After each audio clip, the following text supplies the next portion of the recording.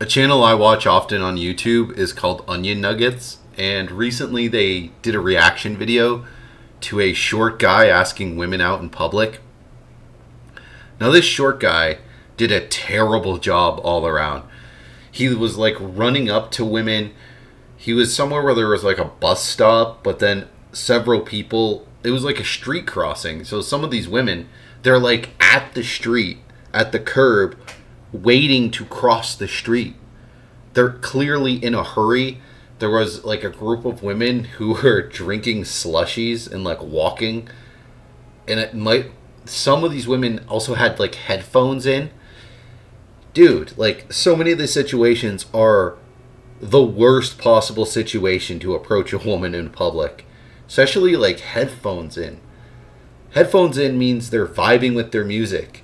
It means they don't want to talk to strangers. Take this hint for like anyone, right? It's like even double for men. If a guy is doing that, he probably extra doesn't want to communicate with randos.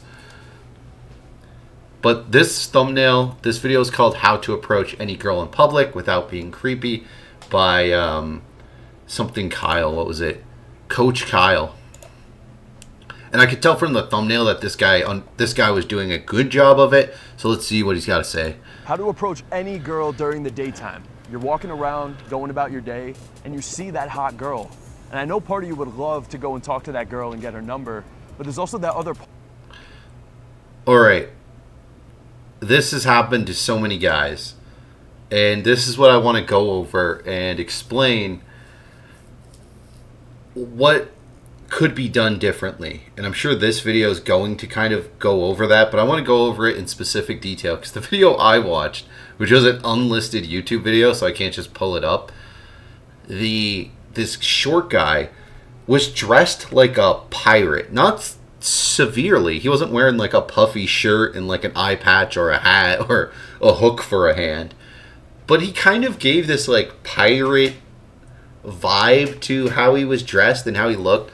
Like he was kind of like me where he can't really like grow a beard all that well. But it's like if I still tried anyway, I would probably have a bit of a pirate thing going on. Like this unkempt, not well beard, right? Like that's just what it was. So he was wearing like these tight pants and tight shirt, but the look just didn't come together. And I could tell that the guy just severely struggled with understanding how he's presenting himself, what he's coming across at. Because like I said, some of these women he just like sprinted up to and then started to try to talk to.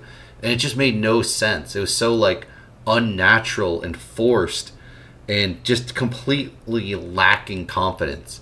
If you're like sprinting up to a woman, you are showing a level of desperation and a lack of confidence. Unless she dropped something. And hey, I would say use my $5 trick.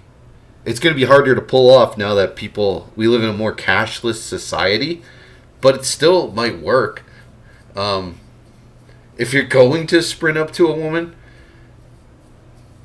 hand her a $5 bill and say, hey, you dropped this. Or like maybe some coins even, maybe a couple quarters. Hey, or a quarter might even work. It doesn't have to be $5, right? Like I live in Canada, we don't have like $1 bills. We have like $1 and $2 coins. But I've only ever tried it with $5. Where it's like, oh, hey, you dropped this. But I've never actually like sprinted up to a woman. But even look at the guy on screen. This guy understands what he's presenting himself as, right? Like he's got a good haircut. The haircut really suits his face. So does his beard, right? I mean, like his beard works. Look at how he's dressed. He's dressed in a way that shows off his tattoos and his arms, which, as we've gone over on this channel before, is critical. Part of you that's stopping you from doing it. The anxiety kicks in, your brain starts telling you all these reasons to not go up and approach her, and so you don't. Or maybe you do go talk to her, but there's still something about your approach that's off. So in this video, I'm gonna be going over the proper way on how to approach any girl during the daytime. I'm gonna be going over the do's and don'ts to approaching, and at the end of the video, it's all gonna come together during a live demo. Let's get into the 5 key elements of how to approach any girl during the daytime. Starting off with number 1, looks. And yes, looks do matter. All right, let's go back just a bit. Right here.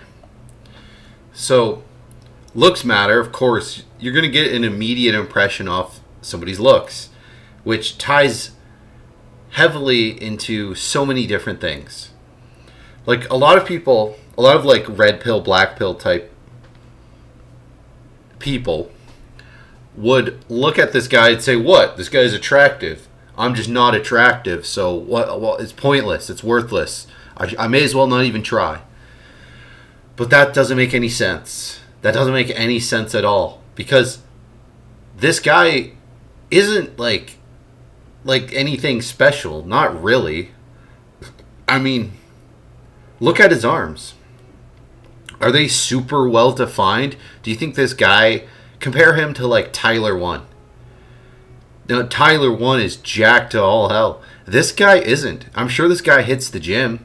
Like, he's got some muscle there in his arms. But if this guy hit the gym once a week for 2 hours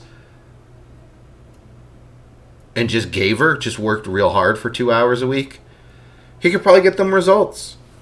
As long as you eat right. Eating right is like, they say like 75% of getting in shape is eating right. I'm sure this guy eats right. But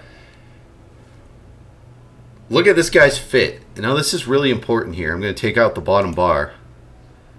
Look at his fit overall. Imagine this guy if he had like a crappy haircut. Right? Imagine if the sides of his hair were there. And his like beard was like not taken care of. He would look drastically different, wouldn't he? Right?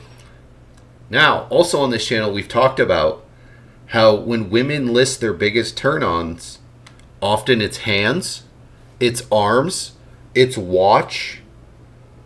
It's all about a very small portion of a man is what gets women going, right? What's this guy got on? He's got on a watch on one wrist and a bracelet on the other. Awesome. Great. So much things bring attention to this guy's hands and this guy's arms, to his watch, to his bracelet.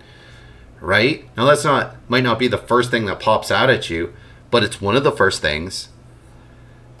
You know, he does have an attractive face, but it's because he has a good haircut. Because he knows, likely he goes to a barber who knows how to highlight the guy's features as best as possible. Right? Like, this is basic stuff that pretty much anyone could duplicate. Change where you get a haircut. Find a barber. It doesn't have to be like the highest end barber in the world, but just find a barber. Find a way to get your hair cut to a way that will make you look very attractive. Go and get a haircut and ask the person, right? The person who's giving you a haircut. Say, hey, what do you think would make me, I got a date, I want to look real good. Like, just give it your best shot. Make me look as good as you possibly can. I'm putting all my trust in you. And maybe they'll do a great job. Maybe they won't. But then go to somebody else. Like, give it a different shot. Say, hey, I didn't like that look. Figure it out, right? Now, I go short hair. I gave up on hair long ago. Long ago. Because, I mean, I don't want to go through the effort to be bald. To actually like shave it all down.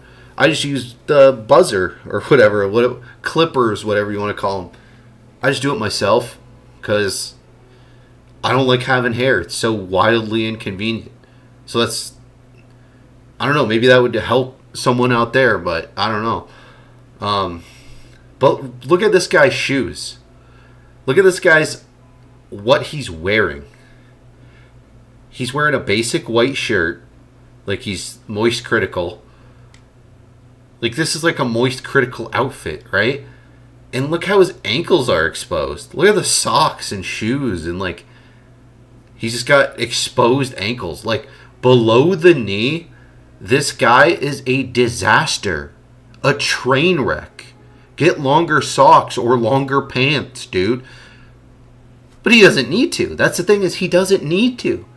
Because overall, it works. Overall, this look works. But why does it work is so important. This is so obtainable to like anyone. To be able to, maybe not, this exact look, right? But a look that's just as good is so freaking obtainable. And you can't act like it isn't. You can't act like for some magical reason out there, you can't choose to eat like a little bit less food. Or by less food, I mean like the appropriate amount of food to where your body looks like this. Right? You can obtain this easily, especially if you're a man. Like your body is so good at getting into shape. And whatever excuse you have is absurd. Because first of all, it's cheaper to eat less food, to eat the appropriate amount of food. It increases your health in multiple ways. It makes you just a healthier, happier person. But also, it just makes you look better. It's just an all-around win. It's more convenient. You're not like hurting your stomach by blasting it full of food till it's full, till it's stretched to capacity, right? Like, this is so incredibly obtainable, and I think that's important. And again, it's not just the look. It's not just what his face looks like, what his haircut is, what he's got on, but it's also how he carries himself, right? Like, look at this. He's got good posture, and that good posture brings emphasis to what we on this channel understand is what women find attractive, and that is because it's emphasizing his hands, his arms, his shoulders. That would be wildly different if he didn't have good posture, if he wasn't holding his shoulders and arms up. Right? Like, you can't just have them, like, out of view in a certain sense. Like, you... especially not your hands. Like, you want your hands in view. Come on. But you... how you carry yourself. And it's not... It's your shoulders. It's your head. It's your arms. It presents so much confidence and relaxation and approachability, which is probably what you want if you're a guy or anyone or a woman who is lonely, who wants to have good interactions with the opposite sex or same sex or whoever you're into in public. Do matter, guys. A lot of dudes don't realize that the open actually starts the moment the girl sees you, and oftentimes this is actually before you even say anything. Women will instinctually begin to categorize you when they first see you. We need... Yes, of course. That is critical. But a lot of like red pill, black pill people often get very confused, and they like care way too much about looks in such a bizarre way. Because what your looks, ultimately all they're doing is giving an instant impression to whoever you encounter in public. Right? Like this guy, he was like swinging his arms here. It actually starts the moment the girl's daytime. Starting off with number 1, looks. And yes, looks do matter, guys. A lot of dudes don't realize that. Like, look how much his like arms swung here.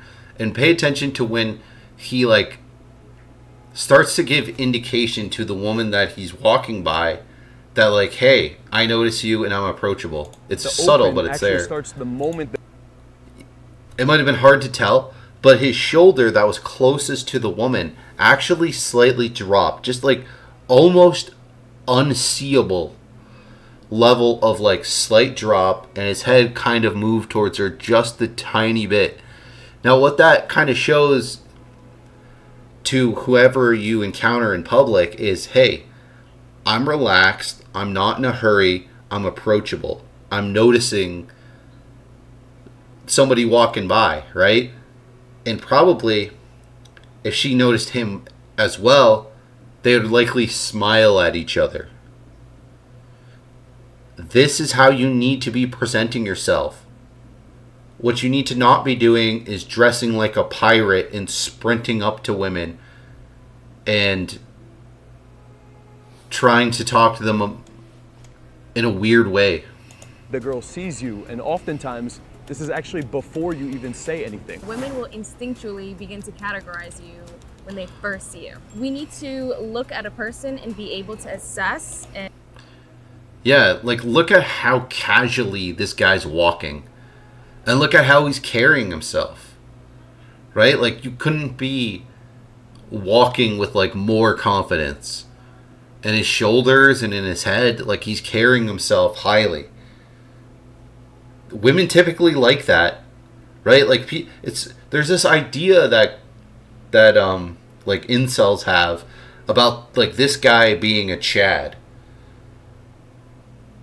This guy's not a Chad, right? Like he is, but he's accomplishing that 90% just by carrying himself well. This is something any guy can do just by carrying themselves well, just by walking with a bit of confidence. Enormous world altering level stuff. This is like the most important thing when it comes to approaching women and like having a successful dating life. Is this? It's so critical. It's so incredibly critical that you learn to do this. Carry yourself well. Present yourself well. You don't have to be super attractive, but you should. If you can't even walk with confidence, then a woman's going to know you got zero confidence, that you have zero self-esteem, that you are a lonely, pathetic loser. You're going to reek of it. She's going to see it in an instant. She's going to instantly get an impression. Now, that instant impression can be altered, right? Because sometimes people have a bad day. Maybe this guy's dog just passed away or something, and he's looking down, and he's got no confidence because he's going through something, and he's got nothing. He's got too much on his mind, too much on his plate. He doesn't care how he presents himself, right? But say that happens, but then she gets to know him, which even an instant impression still isn't even really a first impression, right? Because say that actually happened, say his dog died. Your instant impression, you don't know that his dog died. You're just seeing a guy walking towards you. Say she's like sitting at a bench waiting for the bus, and he's coming up to the same bench, gonna get on the same bus. And imagine he's just like down in the dumps, probably needs a shower, not wearing the best clothes, looking kind of like crap, kind of like homeless. Like just wearing his worst, dirtiest, crappiest clothes. But maybe they start up a conversation, right? And maybe they end up getting to know each other. And maybe they talk and she finds out that his dog passed away. Well, maybe that conversation that they have is very pleasant. She's going to have the instant impression to go off of and the first impression. So her first impression of actually talking to him, finding out that he's going through some crap, is going to almost eliminate her instant impression. But that instant impression is still there. She's still going to wonder, is this guy like this often? Is he like this when he's not going through stuff? Does he never have confidence in himself? Or is this a temporary thing? Right? But if she gets to know the guy, she's going to probably find out that no, most of the time he does carry himself with confidence. Most of the time he does kind of like take care of his hygiene and stuff. So you can take that first impression and make it disappear. And I'm speaking as someone who's done this, who's given a bad first impression to people and had it end up in relationships or hookups or just friendships, you know, even with like dudes. Like I'm straight, but you know, sometimes people have a bad impression of you, then they get to know you, then that impression changes and they realize, hey, we got a lot in common, let's be buds. So, instant impression isn't everything. Looks aren't everything. But they're kind of important.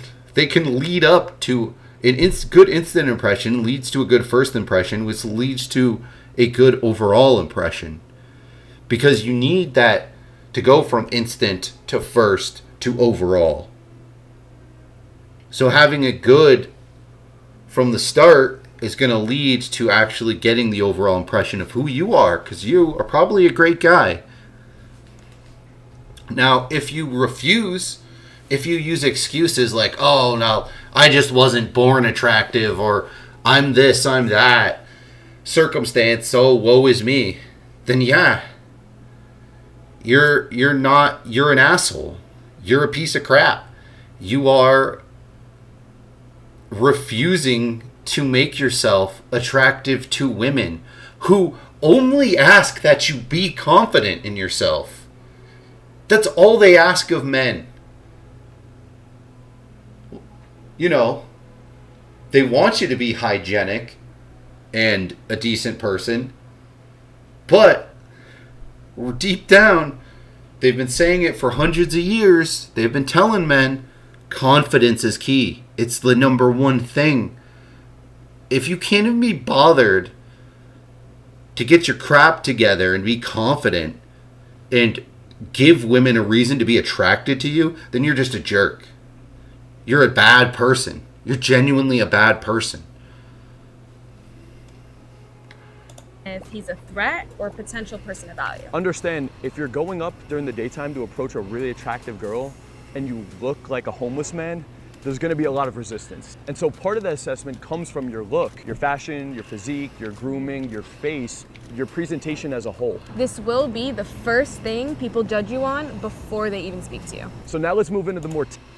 And they showed that guy in the gym and he had 2 dumbbells like this. That guy could hit the gym you could look like that guy doing 2 hours a week. If you go in and you make sure them weights is heavy, and you increase weights as you go, and you just do high, you just do like circuits at high weight, and utilize your time efficiently, easily. Like, this guy is no Tyler 1.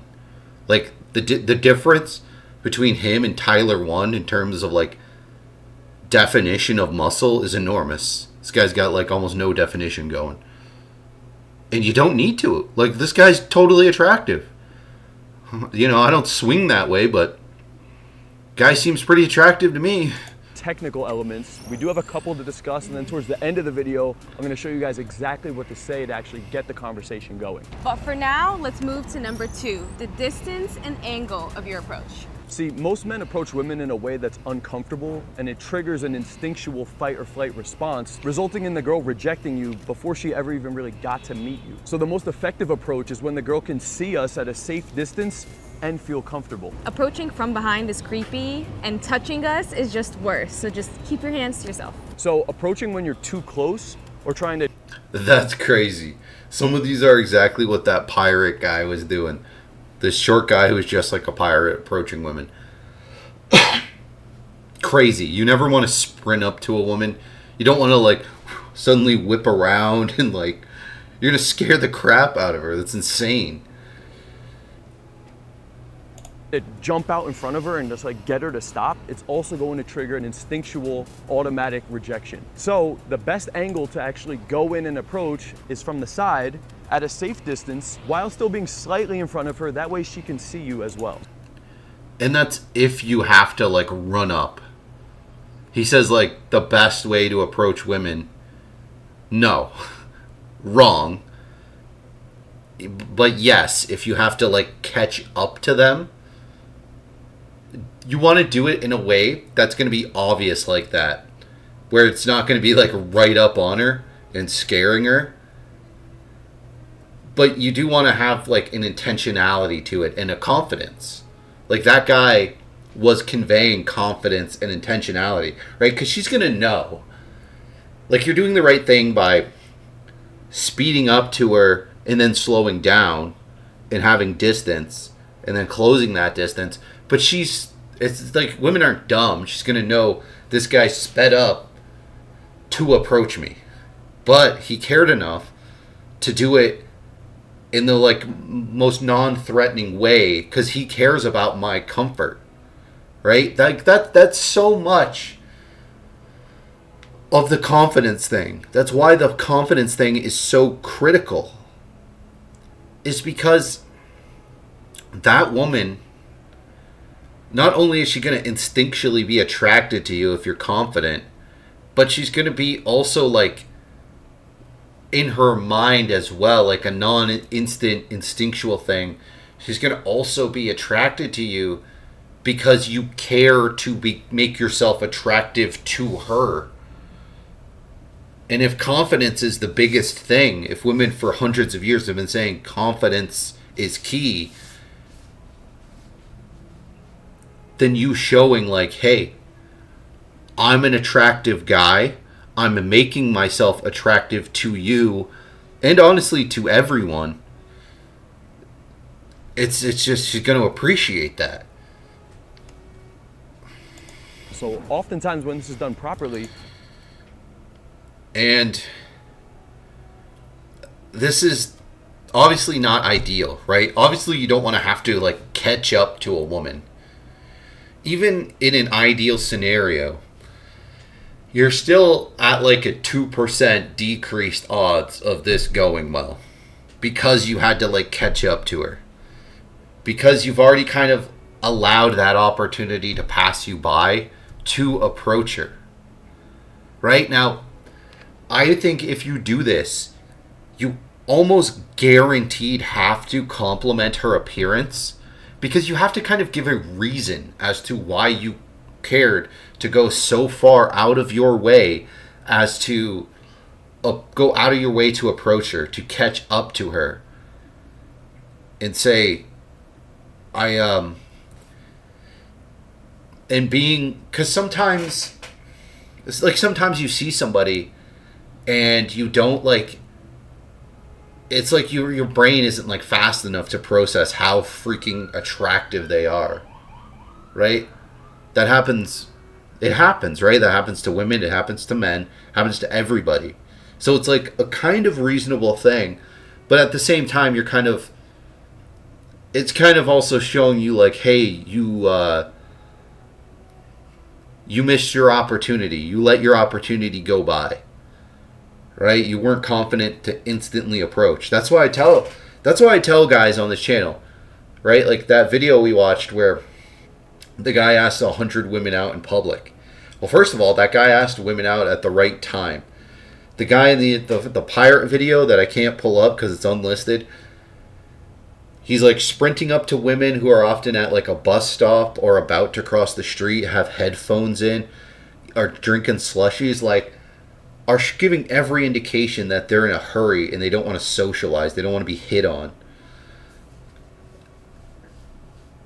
And then the guy who asked out 100 women, he's asking them out at like the beach.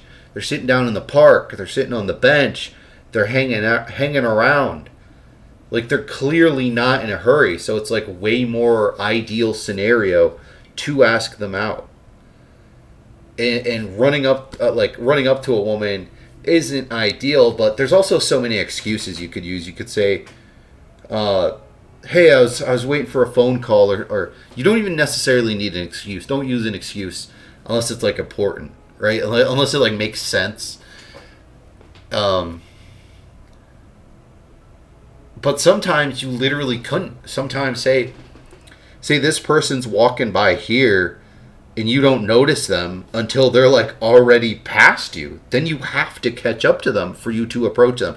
And I would advise that you do, but do it in a way that's non-threatening, right? Because to me, you miss 100% of the shots you don't make. Team Canada is playing Team USA tonight.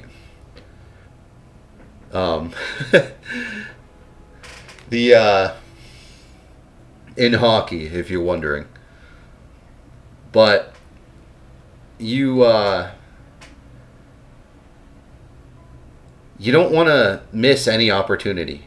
Even if you have to catch up to them and give yourself this like 2% debuff, it's better than, it's still not zero. It's still not going to be zero. It's never hopeless. You're better off doing it and getting better at approaching women than just not. You can actually get the girl to slow down and eventually stop and talk to you right there anyway. And not all girls are gonna stop for you. Sometimes they're genuinely busy, and a lot of the times, most women will not stop to speak to a stranger. Yeah, you got to put yourself in other people's shoes, right? Just like the pirate dude couldn't. If she's got headphones in, that's like the number one signal someone can have out in public. Like, hey, I'm vibing with music. I don't want to have to take my earbuds out and say, huh, what were you saying? Right? Like, people, you have to read people's body language and their tone and like what they're doing. If they're walking at a fast pace with headphones and they seem like they're in a hurry, don't approach them. Just say, hey, whatever. Like, just don't even do it. Just don't even do it. Right? If someone clearly doesn't want to be approached. Stranger. Try to stop the girl, but also at the same time, be prepared that you may have to keep walking with her. At least until we see that you're cool. So now that we're approaching from the right angle, the next thing that's going to happen is... And be in a hurry. Right? If that's happening, right? Get to the damn point. Like, if a woman's in a hurry and she clearly doesn't want to talk to you, then just don't talk to her. Just take the L. But if she's like slowing down and you're walking with her, then she's kind of showing like, hey, I don't have time to stop and talk to you. Just get to the point, right? Because this is a time crunch scenario. Get right to saying like, hey, want to get dinner tonight? And you can outright express that you yourself are also in a hurry. And it's going to help you if you do. Like,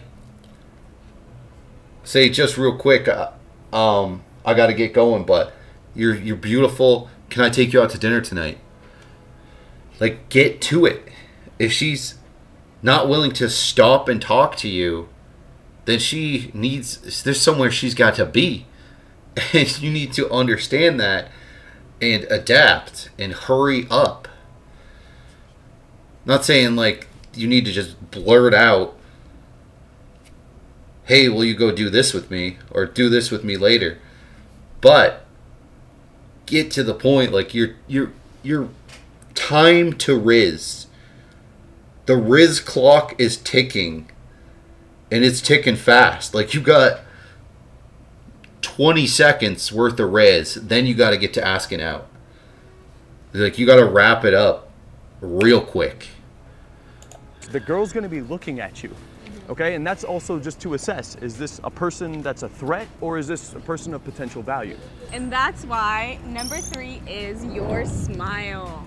So back in 2014, when I did my first 5 approaches with women, they all resulted in an automatic rejection. And the main reason was because I wasn't smiling at all. I was very nervous back then. I had a lot of anxiety. And when I went up and approached these girls, I had a very serious serial killer type look on my face. Imagine. Yeah. I could see it for sure. He kind of does, absolutely. And again, that's why on this channel I stress more than anything: be relaxed, be fun, be funny, because these are the vibes you want to give off. You want to give off the vibe that, hey, I'm relaxed, I'm hanging out, I'm having a good time, I'm approachable. If you approach me, we're gonna have a fun, light conversation. And if you hang out with me, I'm gonna make you laugh your ass off. Like, we're going to have a hell of a lot of fun. Because we will. Imagine walking down the street and there's like an aggressive looking man with a cereal. It's true. Just like earlier in the video when the woman said that they need to see if you're a threat or not. Men, we do this too with each other. And with women, towards women even. They're going to be threatening women out there, right? I remember one time, me and my sister were in Detroit, and there was this woman who was looking real, like she was on something, right? And we were at this fast food place, and you know they have all the bulletproof glass and stuff, and it's just not the most inviting of areas. And my sister backs up the vehicle and almost hits this like really sketchy looking woman, and it was one of the most terrifying experiences that I've been in. Even though like my sister didn't like hit this woman with the vehicle, but it was like, I'm like, Julie, you need to not be like hitting people in this neighborhood with your vehicle. Like, there's a person there. And we laughed and we joked about it. It was fun. Real killer type face trying to stop and have a conversation with you. I hate that. Automatic no. Automatically you'd be scared, concerned, and you're just thinking like eject or go around this guy. It's interesting because a lot of guys don't smile. Yeah. They all look so like angry and sus for no reason. Exactly. That's what men are constantly doing to women. So by adding in the smile, it displays you're friendly, you're not a threat, you're social, and also you have a certain level of confidence to you. I would actually recommend smiling before you even look at the girl. That way the first moment she sees you. Yeah, that's going to be the best way to go about it. You definitely want to be popping a smile in the first, like you do. It's complicated though. They're very much emphasizing walking up to a woman in this video, which is something I almost never do. I just go about things in a different way. I definitely have a very like fun and playful vibe to me, but I also realize I'm kind of have like wide set shoulders, and like I'm not the tallest guy in the world. I'm 6'2". I'm not like outrageously tall and intimidating or anything, but I do have like a little bit of a, like my head's a little big. My shoulders are a bit more far apart than most people. Like, proportionality of me, I can be kind of like intimidating, I would think. I don't know, right? Like, I have a pretty goofy attitude to me, but to strangers who don't know me, they like I give off. There's different types of people, right? There's all kinds of different types of people. There's people who are, you know, dress fancy. They're like, you know, hipster types. There's hippies. There's bikers. There's skaters. There's thugs. There's goths. People who are like overly into sports, you know, people who are always wearing some kind of sports jersey. There's hundreds of different types of people, and getting an understanding of what type of person you are, and kind of that ties into how you present yourself, how you come across, and ultimately how you kind of approach people and how people approach you. And for me, I tend to allow people to approach me just as much as I approach people. Or like, when it comes to women, I probably approach them more than they approach me, but usually I allow the environment to kind of just kind of happen naturally. I don't know if that makes sense. I don't know how to make that make sense. But say like in school or at a party, at a bar, I gravitate towards people who are like very laid back and sociable, like just pleasant, kind of normal people who will get to know people who, if one of their friends happens to be at the bar and they come over, and but their friend is there with like say two other friends, and all of a sudden they come over to our table, and all of a sudden we go from having like 3 people to 6 people. I'm the type of person where I'm gonna interact with these 3 mofos that I don't even know. I didn't know before this time, and typically I'm gonna be hanging out with people who are kind of the same way. And people who are like me typically also kind of like a chameleon, where you get along with every type of person and know every type of person and can get to know any type of person. So I've met plenty of women that way. And you know, just working a job or being in school. Being in school, especially college, is so easy because there's just tons of people everywhere who've got nothing to do. They're so often not in a hurry, right? They're just hanging out in the cafeteria or around the campus. It's like ridiculously easy. It's like fish in a barrel. There's people who will just approach you because, you know, they're just sitting in a computer lab and there's nothing else to do.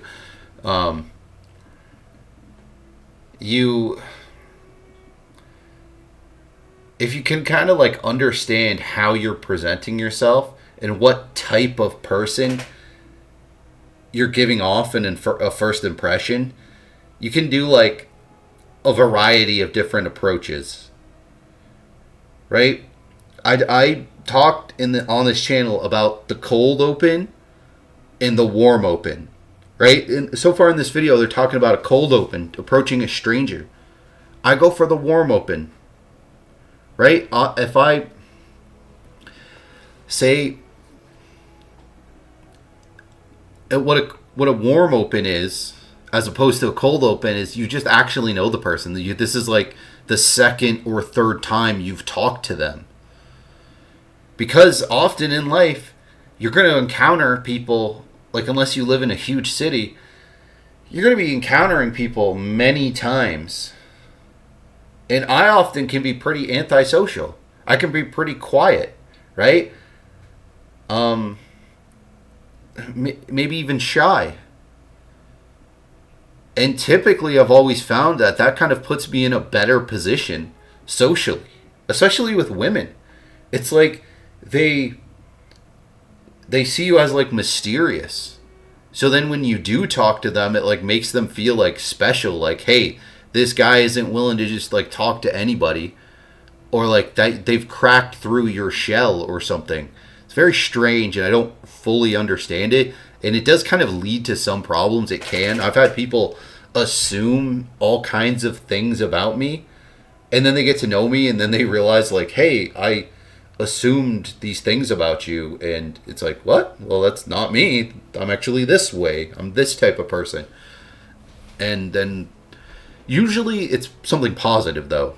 If you're mysterious, if you're kind of the strong, silent type, almost always it's going to be positive. That mystery, that intrigue, women are just going to assume positive traits about you. And then they're also going to be pleasantly surprised by the positive traits that you genuinely have that don't present themselves immediately. And I've always found that in my cold opens approaching women I don't know, that I've always been able to like express that somehow, like get that across that I'm a dynamic and mysterious person, and I'm somebody who's like very hard to get to know in a quick amount of time. Like I've literally worked with people for years and then be like blown away by certain things that I'm into, that I've done, where it's like, holy crap, you're into that? Like, that's crazy. Like, who does that? Like, you did that before? That's wild. Like, and it's usually in like such a positive way where they're like, oh, I never would have guessed. That's, it's hard to, without providing like specific examples, but I've encountered that several times in my life where they're just amazed. I'm about to drop a video too where I got stuff, a haul from a thrift store here in Canada called Value Village. I don't know if it's across Canada, but it's at least in Ontario. That's one thing. When people say stuff is in Canada, Canada's a giant country. Enormous. And most of the people are along the American border, but that's like one of the biggest borders between two countries that even exists. So like something that's here might not even be way over there. Like it's the difference between provinces is way larger than the difference between like say states in the United States. So sometimes it's like, all right, we have this here in Canada, and it's not even in any of the other provinces in Canada. But I digress.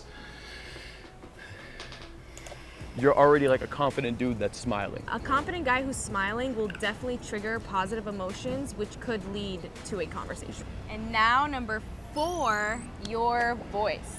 So in a minute, I'm gonna demo for you guys exactly what to say to the girl to get into a conversation. But Interesting. I wonder what they're going to talk about. Like, I'm somebody who hates my own voice. I hate it. I like, I'm kind of lispy and I just don't like it. I'm very breathy. Terrible voice. But I overcome that, I guess.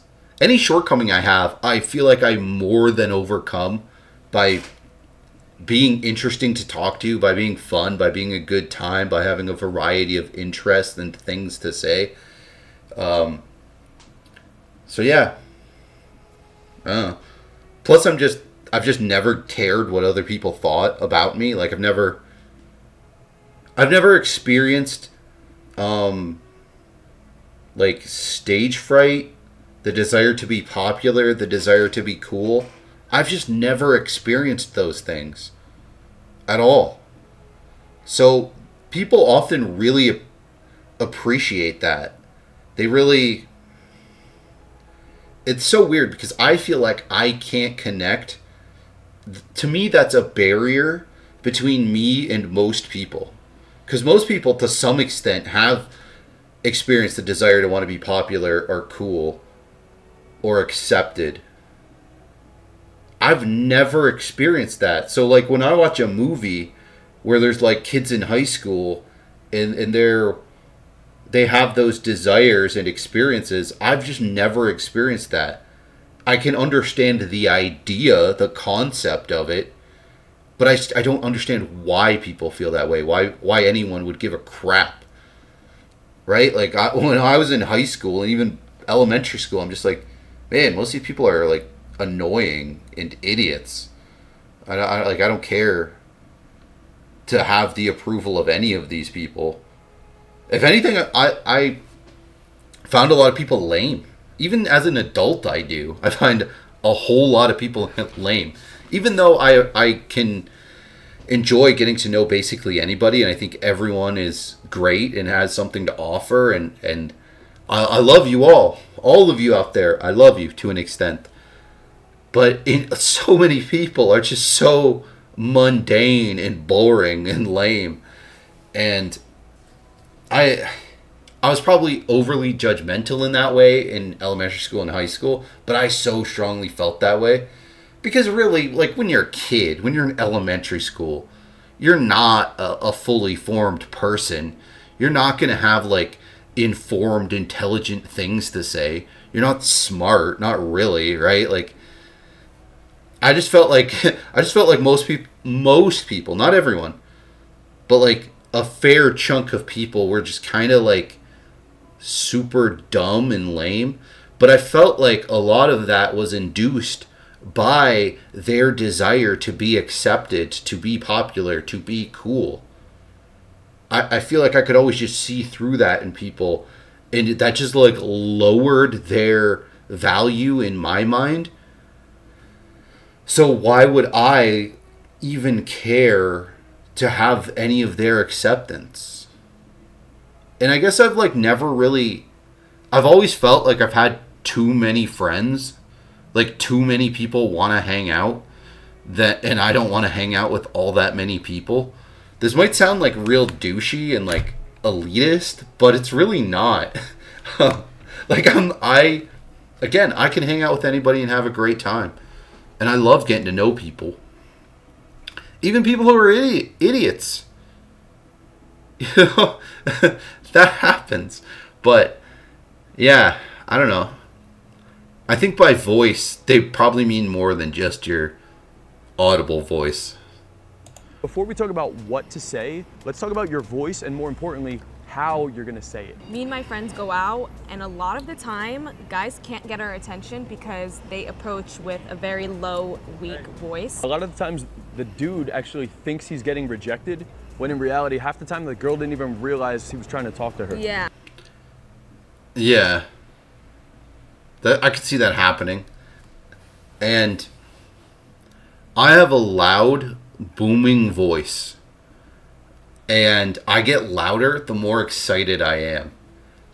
If I'm hanging out with somebody, like if there's any reason for my voice to be quieter than it is in any given moment, I can like I actively need to kind of like think, or like not super actively, but it's going through my mind like, all right, be quieter than you normally are, because normally you're quite loud. So it kind of like, it gets tricky when I'm having like a great conversation, or I'm like a really funny conversation, because it's like, oh, I'm excited to like talk about this, and this is such a fun conversation.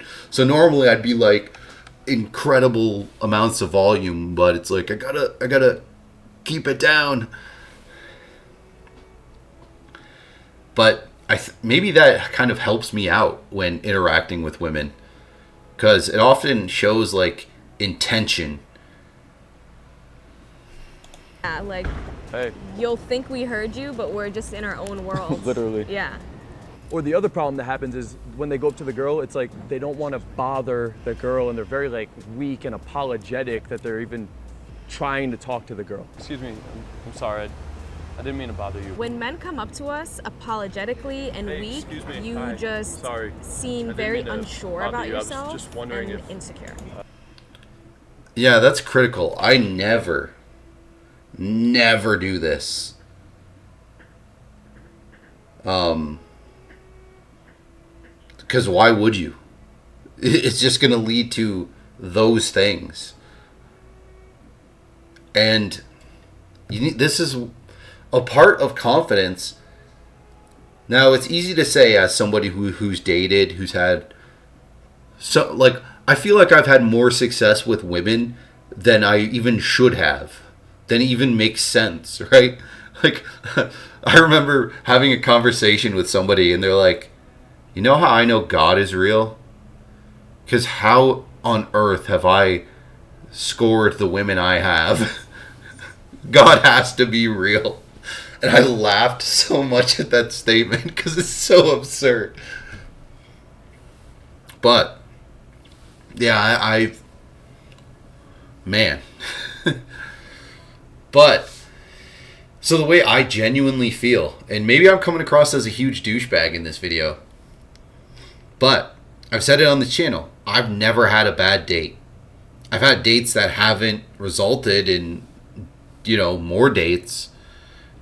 But most of the time when that happens, it's mostly because I don't want to date the other person, or I want to like friend zone the other person. It is what it is. But the way I look at approaching a woman is I probably bring way more to the table in a relationship than they do. I'm probably a more fun and interesting person than they are. Just in general, right? Like, there's so many fantastic women, and there's so many women out there that are way cooler than me, way more dynamic, way more interesting, smarter, better than me. That's literally what I was just saying. Like, I have gotten incredibly lucky with women, you could say.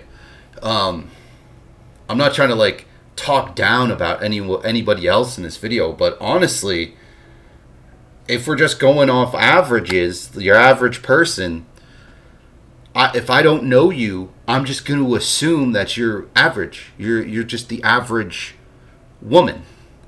So I'm probably bringing way more to the table. I'm probably way more fun to hang out with. I'm probably way more fun to talk to. That's just what it is, right? So when I'm approaching a woman that I don't know, what's going through my mind is, all right, I need to figure out what this person brings to the table. I need to figure out if they're worth my time, if they're worth dating. Even if I'm pursuing a woman, even if I'm approaching a woman, I'm needing to figure that out, right? Say like, all right, this woman checks a couple of boxes for a woman I'm going to approach or ask out or whatever. But I understand I'm going to be figuring stuff out for a while. For like, you could be dating somebody for 2 years and not know everything about them. Like, you're still finding I don't think you could date somebody for 2 years and really have a full idea of who they are. I don't even think that's even possible. So, like, you have to take that into account. And I do. So I'm thinking, is this woman even worth my time? I'm giving her my time and attention right in this moment, but is she right for me? Who knows, right? Like, I'm going to have to figure that out. So she's lucky I'm even asking her out. If I take her out on a date, she's double lucky. If I take her out on a date, a second date, she's super duper duper lucky, right? And I don't know if that's the right attitude to have, but it's served me pretty well. I think think people should have that attitude. So weak and apologetic, you're coming off as unconfident. However, loud and serious, you're probably going to come across as like too aggressive and threatening. Hey, excuse me. So the sweet spot is by being slightly authoritative. That way you at least get her attention, but then you also... I mean, yeah, but like, he was saying that with so much authority, like so loudly, as he's like power walking towards her. He's saying this and sticking out his hand, to where by the time she's reacting to it, his hand is almost like making physical contact with her. You're gonna scare the crap out of her. Definitely don't do that. But that is just like, it's so hard for me to imagine people actually doing these things. Like, actually sprinting up to a woman, actually power walking to a woman and talking loudly and sticking out your hand towards her. Like, to me, that's so far removed from anything I would ever do. Because I'm usually laid back. Like, if I'm approaching a woman, it's most of the time, like 99% of the time, it's just it's because we're just already in proximity of each other. You know, we're waiting in line at the grocery store, or we're in an aisle at the grocery store, or we're at some kind of like festival or something that's happening, a fair, or we're at school, or who knows where we are. Or we're sitting down, we're at a party, we're at who knows where we are. we're somewhere where it's already like a casual setting, or maybe we're both at a party but we're both standing. Maybe we're not sitting, we're just standing, and then it's not a situation where you like need to make any sort of rapid approach. Also need to balance it out by using that smile, and that's what's going to soften it and really hit that sweet spot. So you can get her attention by going in from a safe distance while smiling with a confident voice, downward pitch tonality, and you could say something like, "Hey, excuse me." So now that we've approached and have her attention, move it. And the smile is super important, but like even me who wants to like I kind of naturally give off this like shy, strong silent type vibe, this like mysterious dude vibe. But I also like talking to everybody. I enjoy getting to know people. I like having fun. And I can communicate that through smiling. And I do communicate that through smiling in these situations. So you can be like, you can have like a dark sense of humor. You can be yourself. And if that being yourself is kind of like, you know, like a quieter, darker type of person, you can still express that and throwing in you can express that, throw in a smile to kind of like still communicate that you're approachable, fun. Moving on to number 5, what you say. By going in and being like really direct. And I don't think you need to smile like in the first like 10 seconds. Like they're kind of trying to make it, they're making it seem like you need to smile immediately. You really don't. But I would say, and you don't even necessarily have to smile, but you probably want to. You want to throw it in at the right time. You want it to be in there, right? Like it's probably going to be better if the opportunity does present itself to smile. But it's not necessarily required, and it does not have to happen in the first 10 seconds. It's going to put a lot of pressure. But I agree, it is going to make the interaction so much better. On the girl, and then it's like awkward and uncomfortable, right? I hate that. Like too direct is just too much, and like you lost From me. a stranger, yeah. Yeah. But at the same time, like going in and being super indirect, it's like you never even get to the point, and then you're probably thinking like what's the point? I think the best. Yes, especially if you're walking and talking, get to the point. They say in a job interview that the biggest mistake people make is they don't ask for the job. Right now, obviously you want the job or you wouldn't be going to the interview. So it's implied that you want the job, but ask for it. Think about it. It makes so much sense. Even though you're asking for it by applying, by submitting a resume, by doing the interview, you still should ask for it. Right? Because otherwise you're giving off this vibe like I don't really care. Ask for it. Makes a big difference. It really does. And ask a woman out. Just ask her out. Ask her for a number. Ask her for social media. You just got to do it. Take the shot. So many guys, so many black pill and red pill commenters, let's say, I feel like they just never even take their shot. They'll sit there and allow themselves to be thrown in the friend zone, get used and abused, and then it's like, if only she knew how I felt, then she would be with me. It's like, dude, what do you mean? You should have asked her out like the first time you hung out with her, not 4 years into hanging out with her, and you being in the friend friend zone for 4 years, it's pretty cemented that you're a friend, that there's no romantic thing here. You need to ask her out like the first or second time you hung out.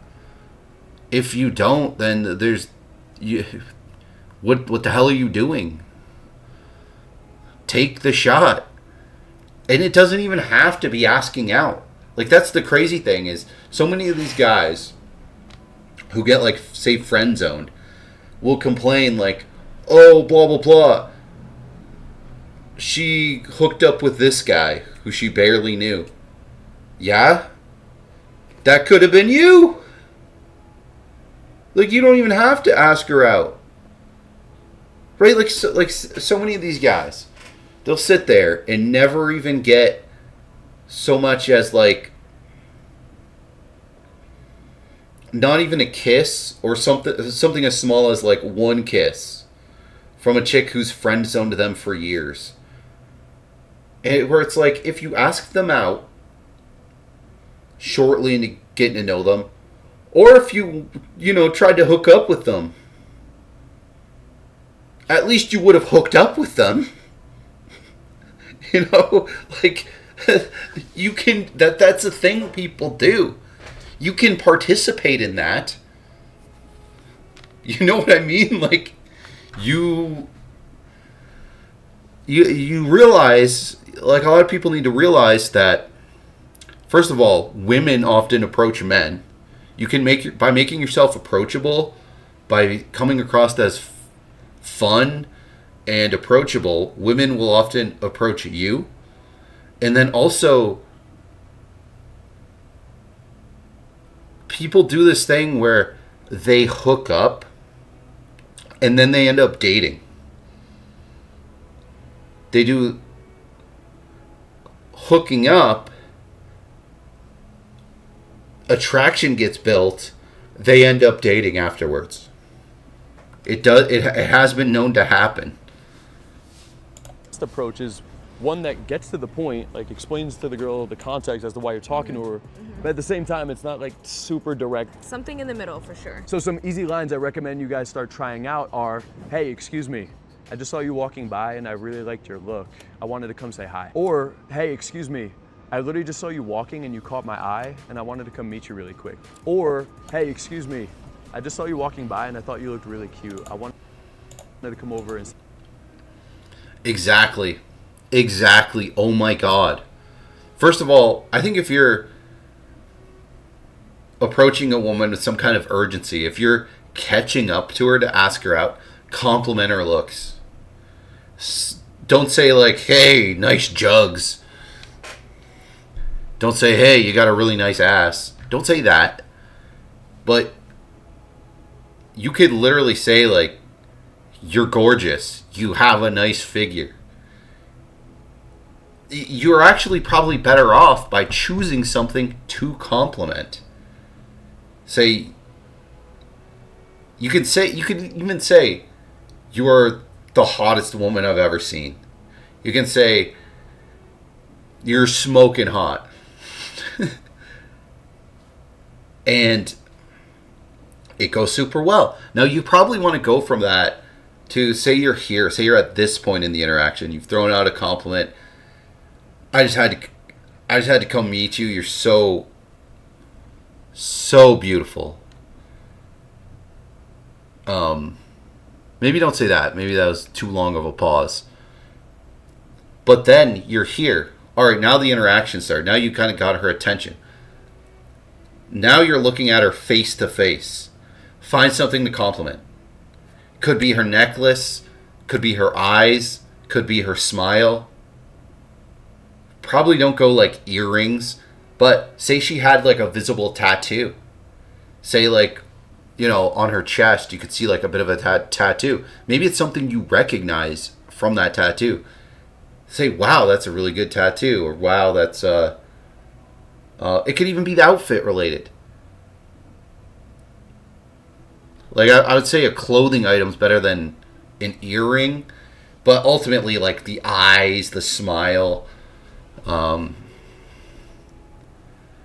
It does,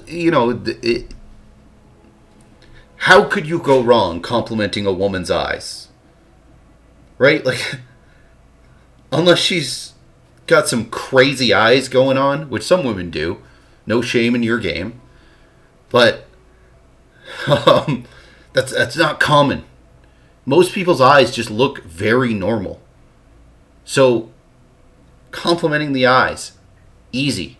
Doesn't even, it's a compliment that doesn't even make sense. But it's going to work. Because she doesn't, it's so like kind of meaningless.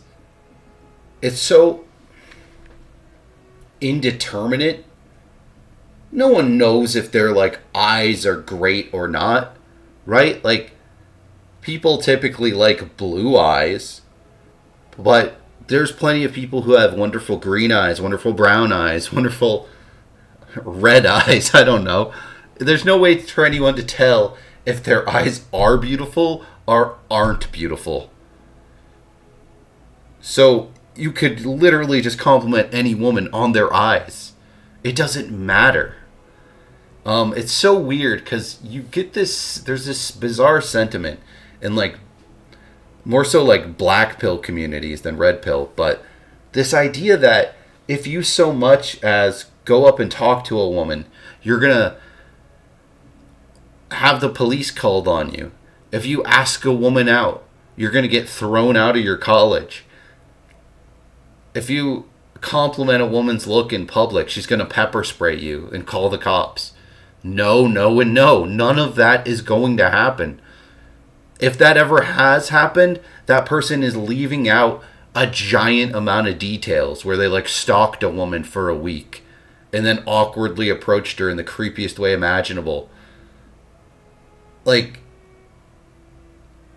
women like being complimented. Everyone likes being complimented, even if it doesn't make any sense. Right? Like, even when it does make sense, people don't even really like care.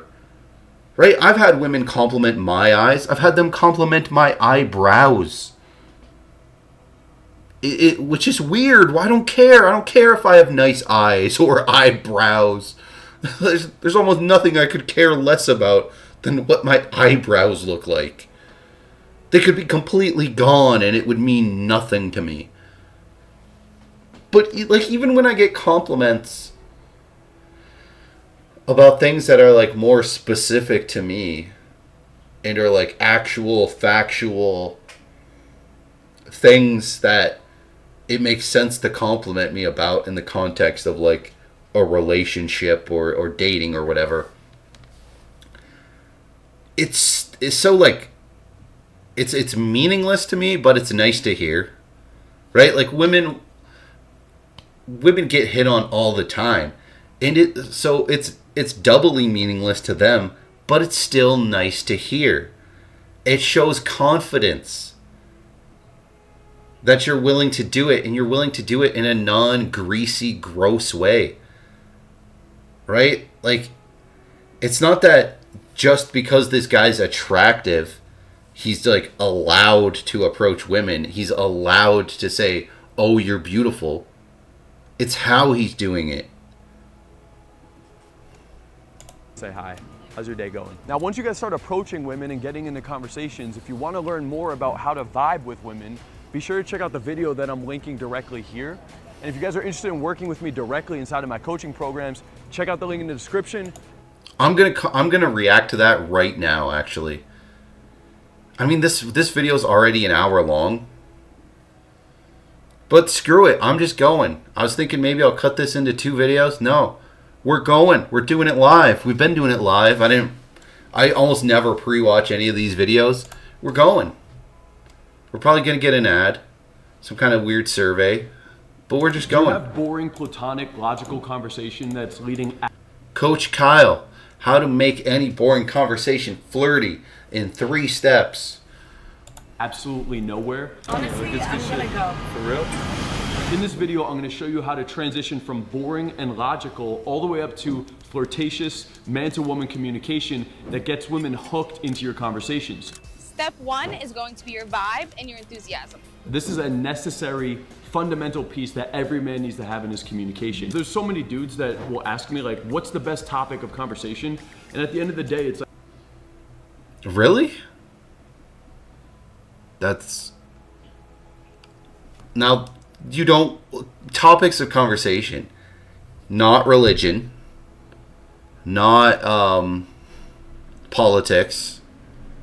Avoid those like the plague.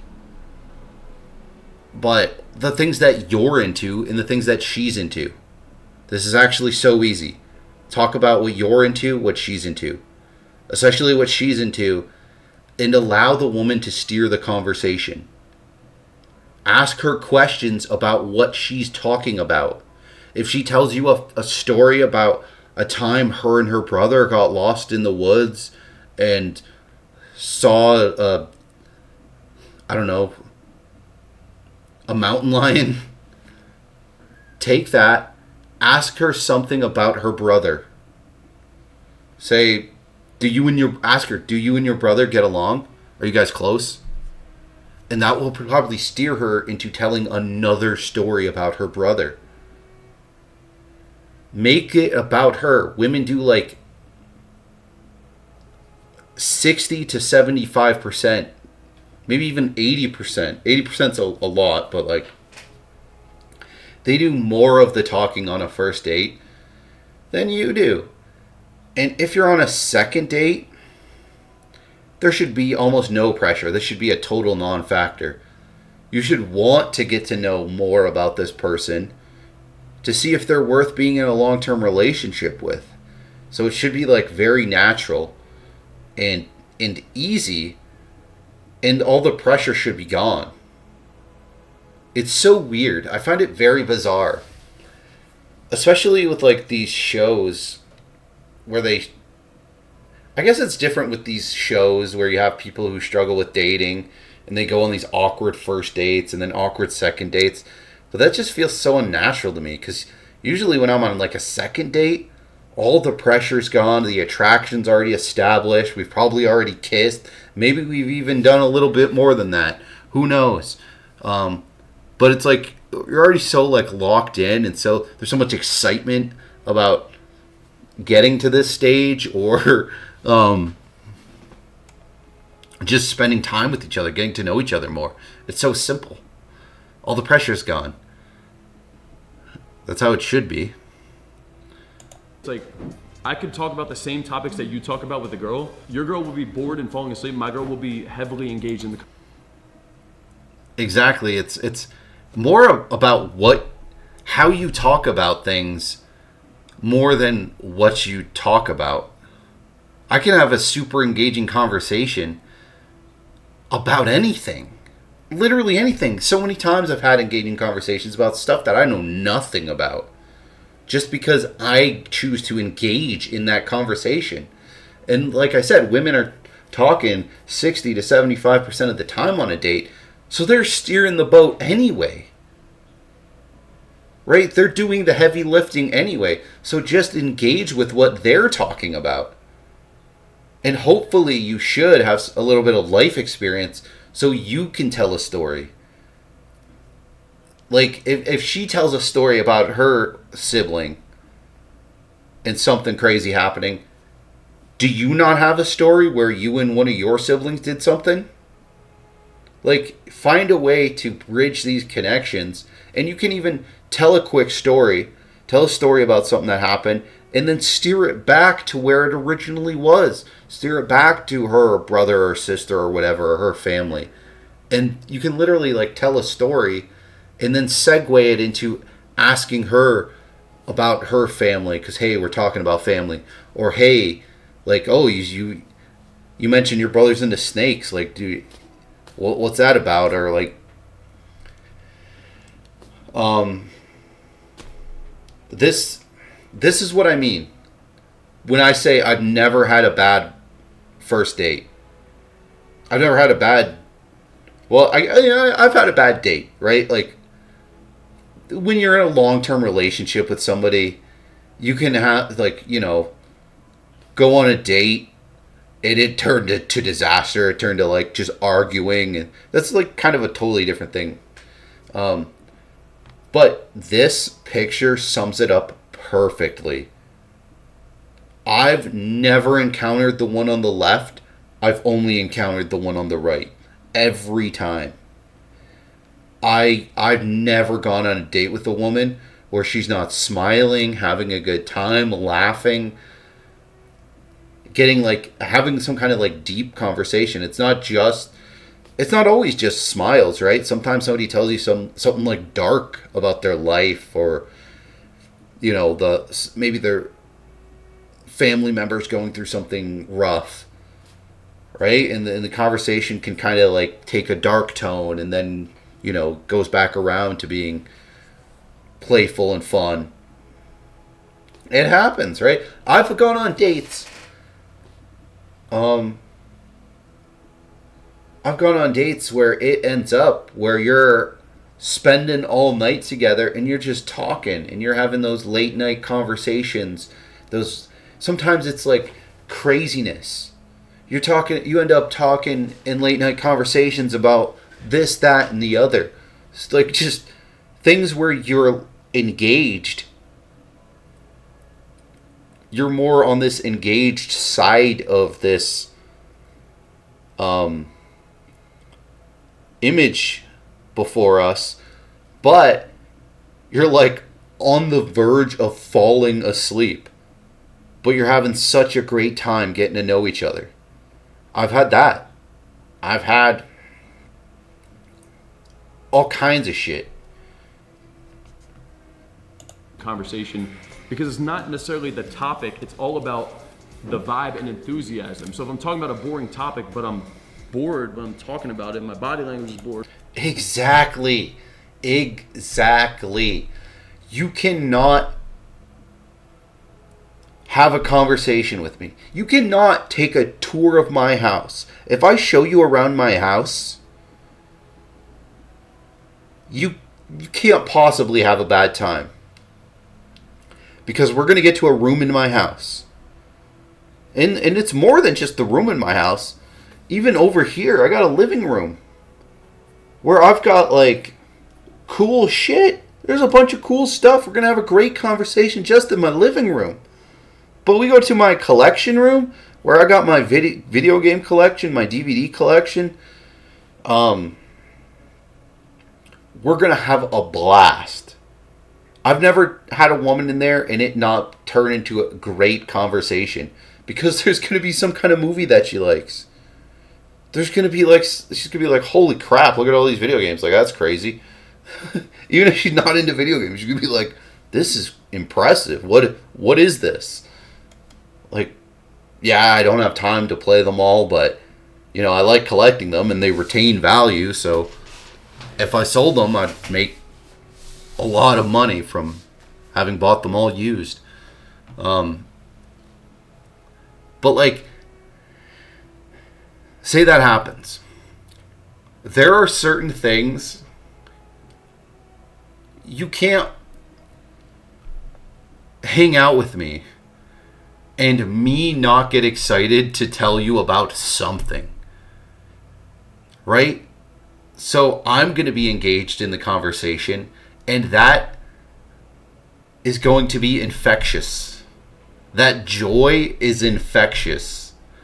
The other person's going to want to engage with you because it's something you actually care about, right? If I talk to you about the movie New Moon, I am going to be excited to tell you about the insanity, the absolute unbridled lunacy that is the movie New Moon.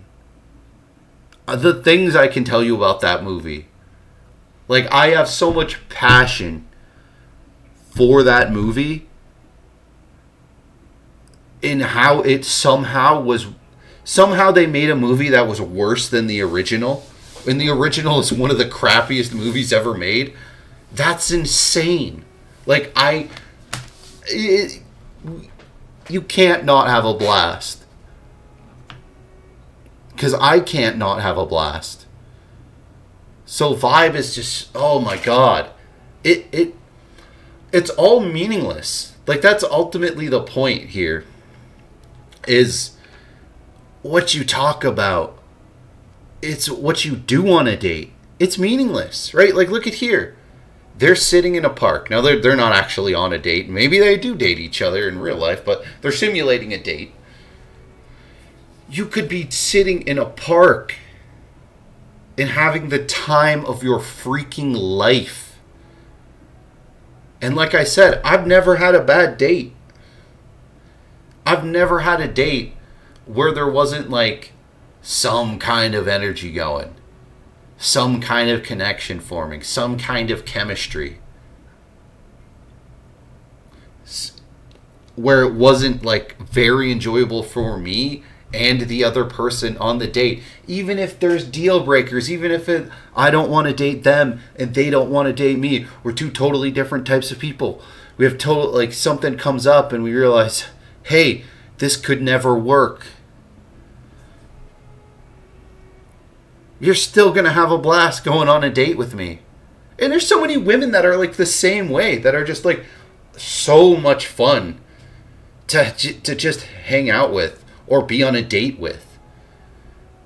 It's bizarre to me that people even have bad dates at all.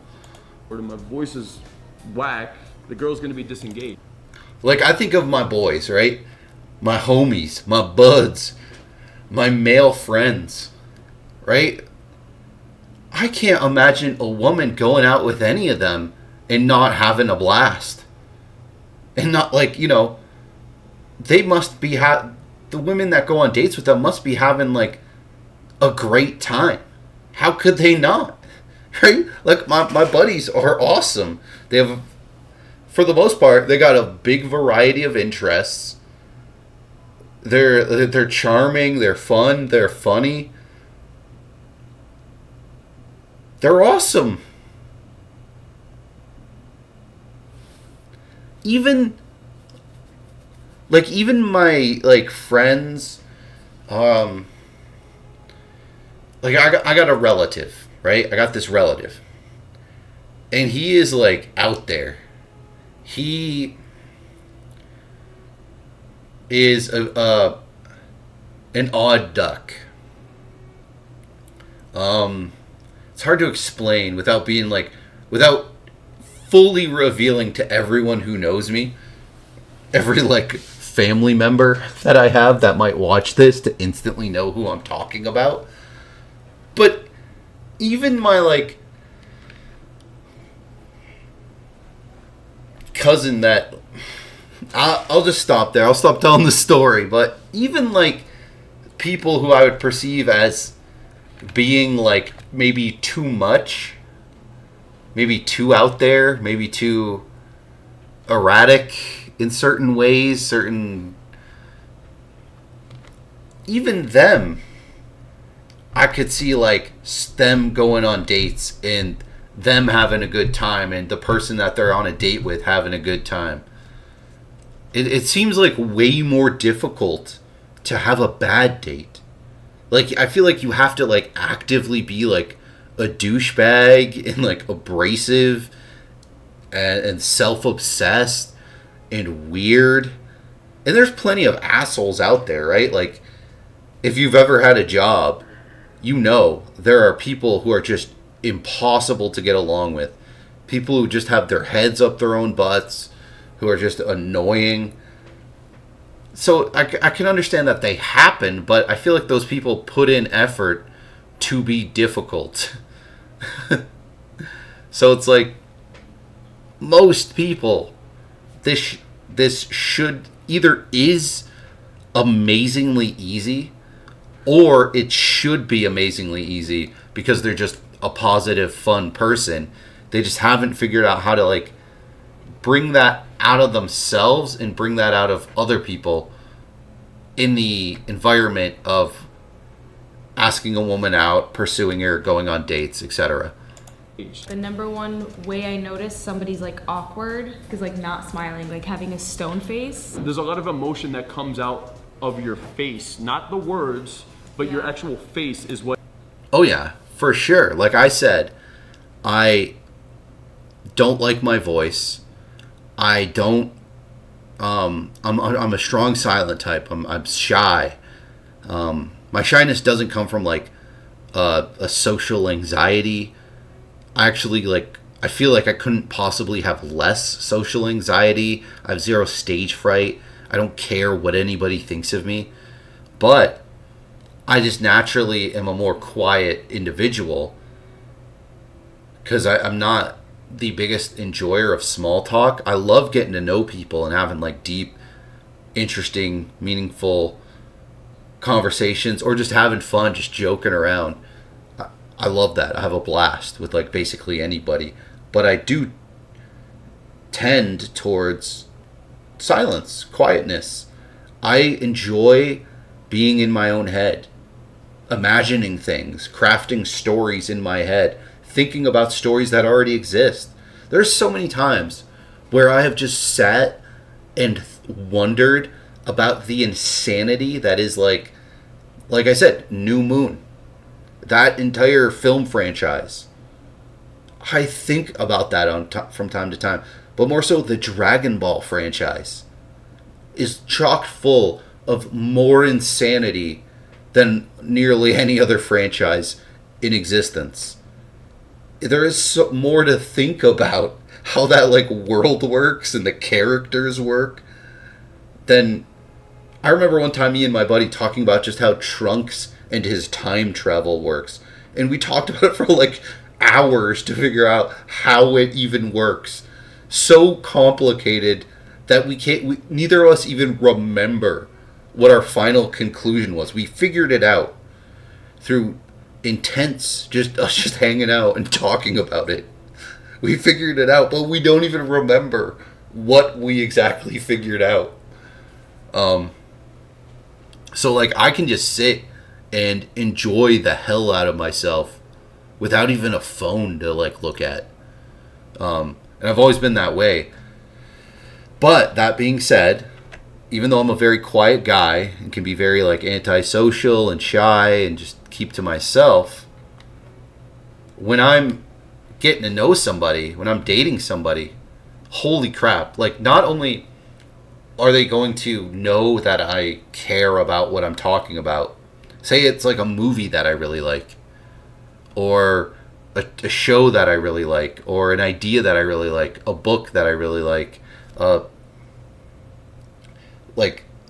really like science and math. I've literally had women as engaged as that image that they showed earlier, talking about math. Like people don't like math. People hate math. I don't think there's any subject on the planet that has so many people who just hate it as math. But I love it. I'm not gonna, like, I realize most people don't, so I'm not gonna like lean into that. I'm not steering the conversation towards me talking about how much I love math. But if I talk to you about math, why I love it, all the different math courses that I've taken, all the things I like about math, you're going to be able to tell not just from what I'm talking about, but how I'm talking about it. You're going to notice the excitement in my face, the expressions I make. I'm probably even going to like pep up. Maybe my posture changes. Maybe I'm like standing a bit taller or like sitting a bit taller. There's going to be more pep in my step when it's something I care about, right? And a lot of the things I care about is more so like other people, like concepts, like family, being a parent, friendship, helping other people, caring about other people. It's gonna be super noticeable, and that's vibe. That's what vibe is. That's the essence of vibe. Is like the vibe that you're giving off is creating a vibe in the other person. Like it's a two-way thing. So you need to do your part on a date and be putting out good vibes. Be a great vibe, man. That's ultimately what it is. What can create a certain vibe and enthusiasm, believe it or not. If I just talk like this, or if I'm just talking to you like this, it's not triggering anything like while I'm talking. Even though my voice might actually go up and down, you don't feel the same emotion because my face is just very flat. Now, there's a show called Love on the Spectrum. And there's this guy who, he really likes Transformers. He goes on this speed dating thing. There's a girl who really likes Transformers. They go on 2 dates. And even on the second date, the whole thing, he's just not given the vibe that he's having the time of his life and that he wants to, like, be in a serious relationship with this woman, which is 100% the vibe he should be giving off, right? Like, you should realize you're never going to find a woman like this in your damn life. You scored the jackpot here. Act like it. Maybe show some interest here. Now, granted, he is, like, you know, probably, well, I mean, not probably, he's got autism to a high degree that's preventing him, but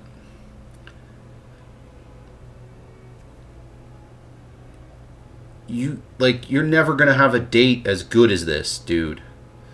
You need to express that a little bit, at least a tiny bit, that you're having a blast. You need to, like, even if you can't really express it in these, like,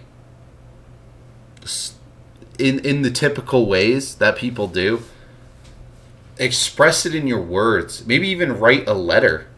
Say, "Oh my God, you are gorgeous. You love Transformers as much as I do. You are the best woman in the world. I want to be in a I want you to be my girlfriend." Even that, man, like, allow yourself the room to, like, enjoy dating. Next thing I noticed is definitely the voice, like being monotone. I've actually never been to Italy. I've been wanting to go to Italy. Italy's amazing. Yeah. You definitely should go. I've been wanting to, honestly.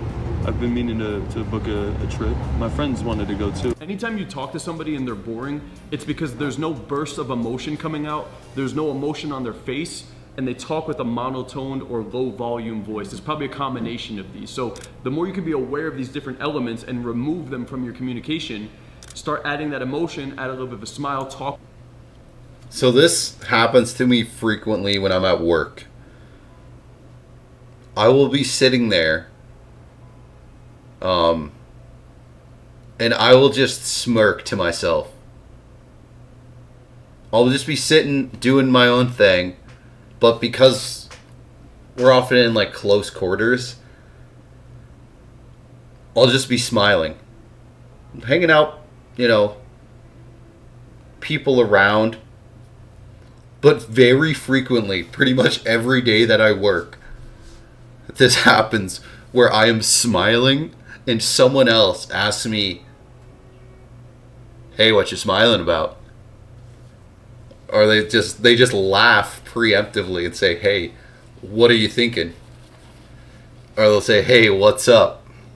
Because they know I'm thinking about something that's funny or crazy, and they want to hear it. Like, it's that's such a great example of what they're talking about here, of expressing. Like, no one wants to go nobody wants to go on a date with someone who's not engaged in the conversation, who seems like they don't care about anything or anyone. You want to be somebody who has, like, a personality, who cares about stuff, who can get excited about things, get excited about life, who likes to have a good time, right? And so with me, it's like I have no poker face. I literally just, from, like, the slightest smirk, people want to hear what I have to say. With a certain level of enthusiasm, we're already starting to get away from boring conversation. Now let's move into step 2, teasing. So now that we have some level of enthusiasm and a vibe building up in the conversation, that's definitely a positive step. However, that alone is just gonna result in friendly conversation. Over the course of an interaction, you want a nice mixture of positive and negative emotions. So if it's only positive and very complimentary, that's when you start to get this kind of nice guy type interaction, and you most likely will end up getting friend zoned. Too much negative, you're gonna come off as like a dick or an asshole. And I like teasing because it gives a nice balance of both throughout the interaction. One of the easiest ways to tease is to playfully disagree. I am a die-hard Giants fan. Dude, stop. Yeah. Stop. Yeah. Why? I could not watch a Giants game. And this is a great step because most nice guys that have friendly conversation, they're afraid to disagree with the girl. They're afraid to like give a negative emotional spike. You're kind of like walking on eggshells in the conversation. I haven't eaten. Yeah, I agree 100%. You can add so much flirtation and chemistry and playfulness through teasing and disagreeing. Like, there is no way I can sit there. If someone says that they like something, like, say it's like a movie or a TV show, that is terrible. I'm gonna say something, right? And I like to bring up franchises, right? Like, say you bring up Harry Potter. Who cares which Harry Potter movie's better than the other? They're all pretty level, right? Lord of the Rings, they're all pretty level. It's not like this one's crap and this one's great. No, they're all pretty good, right? But something where it's all over the place, oh my god. Like, I love the Twilight series, for example. It's the best example of this because there are the last movie's genuinely good. The third movie's genuinely good. The others are terrible. Are some of the worst films ever made. So if you're on a date, and like Twilight's huge, by the way. It is like, I swear, 80% of women have seen the movies or read the books or both and have an opinion. Have opinions about the stories. It goes more than just this movie compared to that movie, this book compared to that book. It's like individual scenes and storylines, plot points that are incredibly interesting. Like, this is a huge intellectual property. This is a huge franchise. And if a woman tells me that her favorite Twilight movie is the first one, or the second one, or the fourth one, oh my god, I am not going to stand for it. I am going to hugely disagree instantly.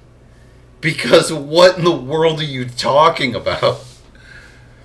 And like, you have a story where where this woman, or this girl, I guess, she's like underage for most of the story, is being crept upon, basically stalked by two very R-wordy, very seeming like they would end on some sort of criminal registry for certain types of offenders. Even outside of their existing as people who are into underage people, right? Like, even if they weren't into underage, the whole age aspect, even outside of that, they would probably end up on a registry. But then you add the their proclivity for the underage. Oh my god. Oh my god. It's insane, right? And this is like one of like 40 major plot points that you could talk about for like an hour apiece. Like, if you don't know what I'm talking about, in Twilight, there's a vampire that's over 100 years old whose entire family is like one of them is like 200 years old. They creep around a high school, and the main guy, Edward, who's over 100 years old, wants to bone a 15-year-old. Then there's like a 15-year-old werewolf who also wants to bone her. But ultimately you find out that through like some sort of premonitionary instinct, he actually wants to bone the child of the girl who's his age, right? Like, so in the future she is going to have a child, and he was wanting to hook up with Bella because he actually wants to eventually hook up with her child, who's like, I can't explain this, but it is like what seems like a very simple franchise is way more complicated than that, and there is an infinite amount of stuff to talk about. But you could disagree about it, pretty much anything. And teasing, oh my god, I find it so weird. Like, me being a native guy, an indigenous Canadian, a Native American, the amount of teasing that exists amongst like Native Americans and amongst like black people, Hispanic people. It seems like so many of these different like cultures, and it can even be like Italian people, where there's like this high level of like teasing that's very like prevalent, that very much doesn't exist as much in like sort of your generic, non-specific white people, to put it frankly, where they're like, you know, where certain types of white people, yes, but other types, no. And it's like, there's so much fun in like teasing and chirping each other. It's bizarre that it's sort of prevalent in some cultures and then not in others. In meat in about like 5 years. So bad for the environment, and the animals are tortured. Oh. And it's just, yeah. What about you? Do you eat meat? It's all good if you do. No, I mean, I've considered being vegan. Really? Yeah, okay. I consider being vegan. I could see it happening. Okay. Yeah, I'm open to it. Oh, Salads and, you know, stuff like that, yeah. Now keep in mind, there's a certain vibe when it comes to teasing. You're not going back into that boring, logical vibe. When you're disagreeing with her, it's done in a playful way, enthusiastically. Like, what? No way. No way. Are you serious? Oh yeah, exactly. You want to exaggerate it. You want to act like it's the biggest deal. But you want to do it in like a playful, smiley, clearly you're you're almost entirely joking. 90% of it is joke, but you also just disagree. Like no one cares. I don't care if your favorite animated movie is Shrek the Third. You know, you're insane. Toy Story's a million times better, but like at the end of the day I don't care, but I'm going to treat it like it's a huge deal. Like, you're so absurdly wrong. Serious? Nah, you're fucking lying. Okay, so there's a vibe to disagreeing with the girl, because when you do it in a serious way, it just becomes a debate, or it's weird, or people might take it personally. When you do it in a fun, engaging way, where you're kind of like giving the girl a little bit of shit, she falls into that frame, and that's what creates that fun back and forth banter. Another way to And women are great at this. I've often found where on dates with women, they start the teasing. They build the environment of the conversation. They steer the conversation into this kind of thing. Especially when they find out I'm into like filmmaking stuff. Holy crap. They typically steer the conversation into opinion based and then tease me for stuff that I'm into, like the Twilight franchise and what my favorite Twilight movie, because all of the movies you can heavily criticize, or like musicals. Oh my god.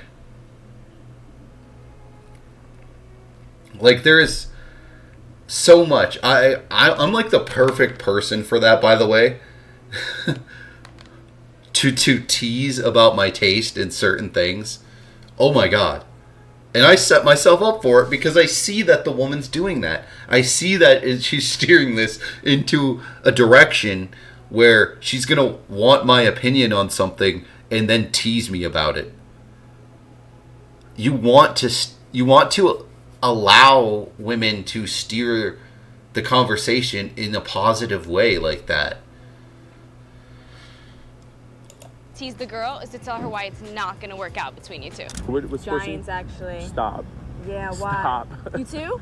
No. Oh. I gotta go.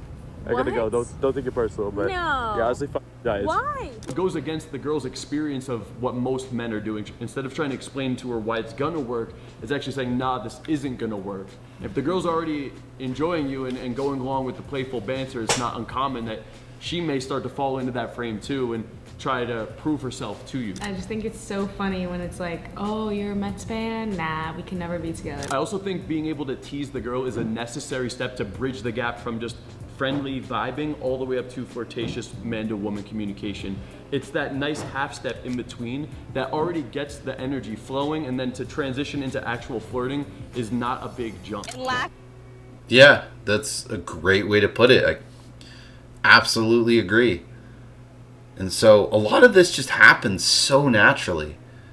Like I said, the women are just going to steer the conversation to that direction anyway. Sometimes even when they're not even that into you, they're just bored. They're just like, fuck it. I'm on a date. I may as well have a great time.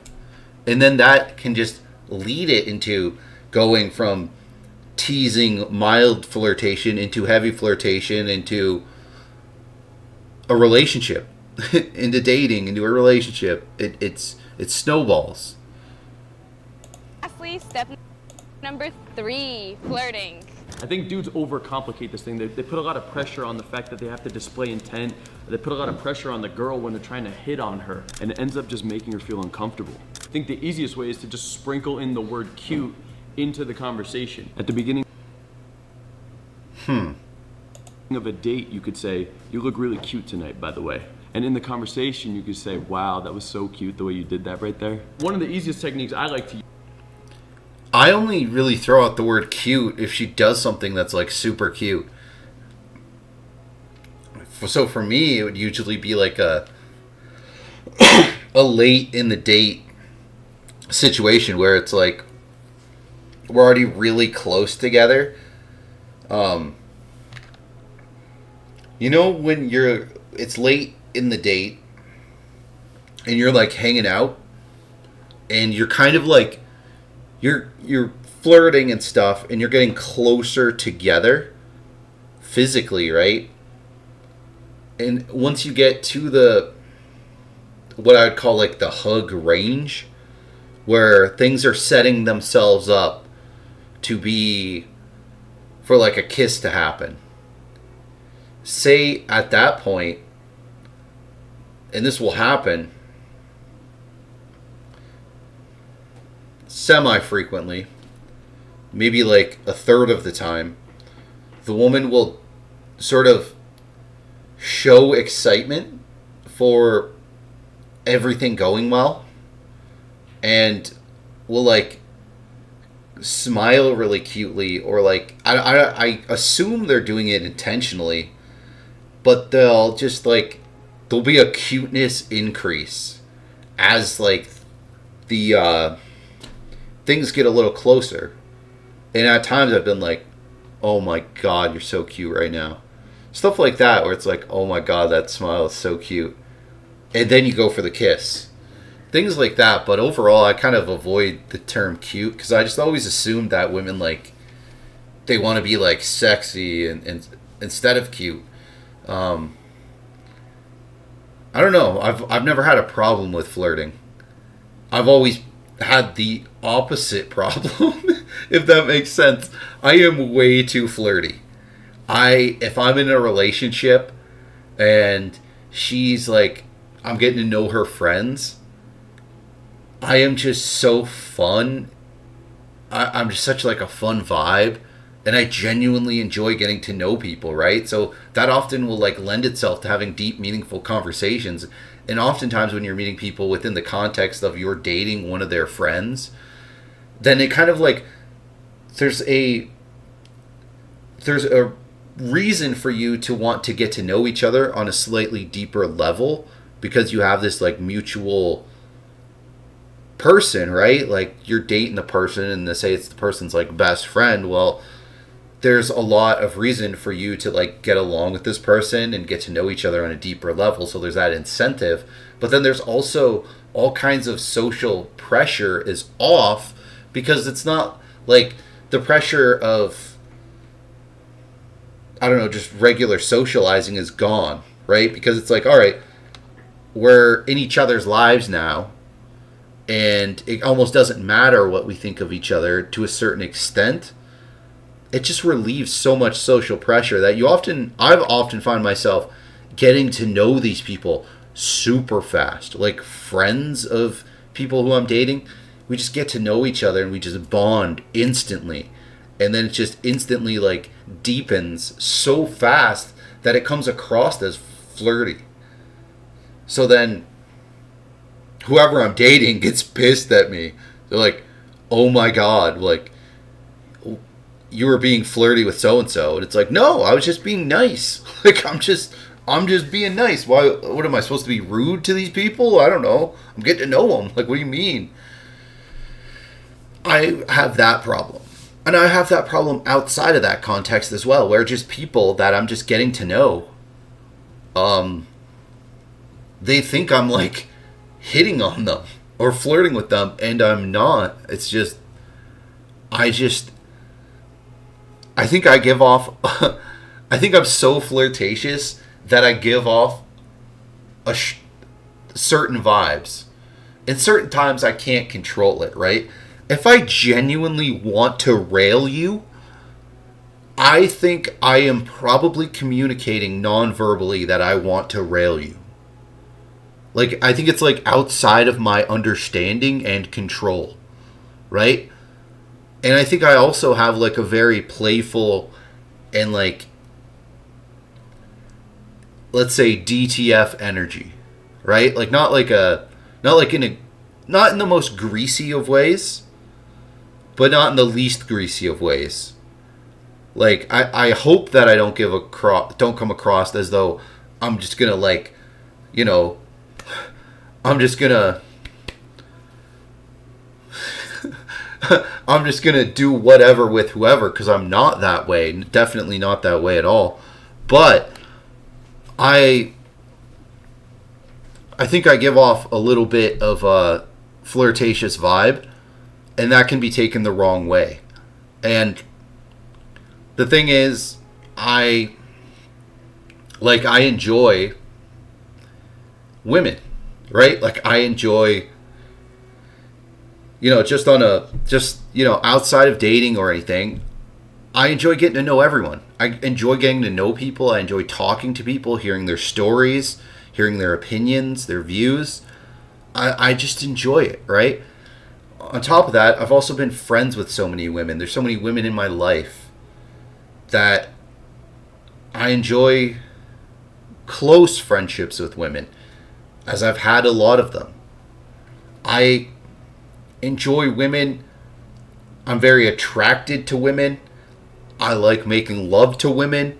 I like kissing women. I like holding hands with women. I like all of the stuff, all of the steps.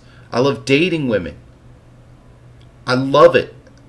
Oh my God, like it's absurd the level to which I love women. Like I feel like it's such a big thing in who I am that I outwardly give off that energy. Right? Like it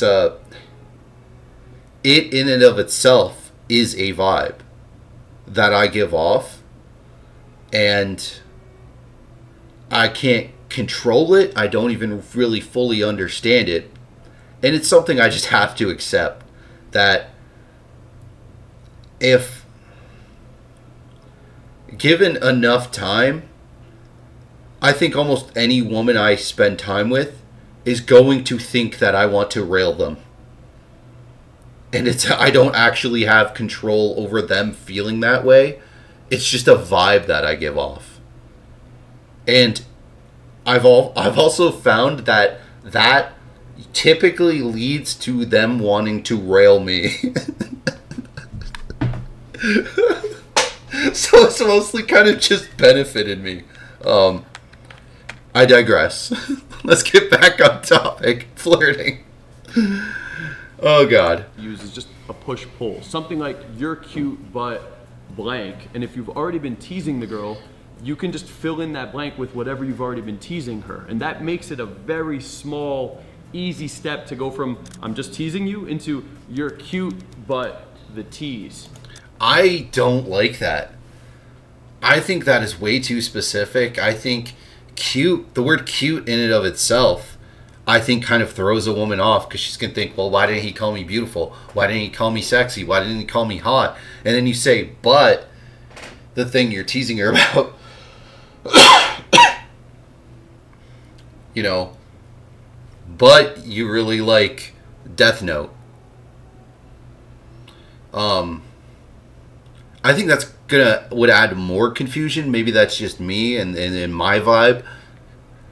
If I said to a woman, you're cute, but you like Death Note, she's gonna think like, why is he saying specifically cute and not beautiful, not sexy, not gorgeous, not hot? But then does he really like feel that? I feel like that just isn't exactly how I would do it.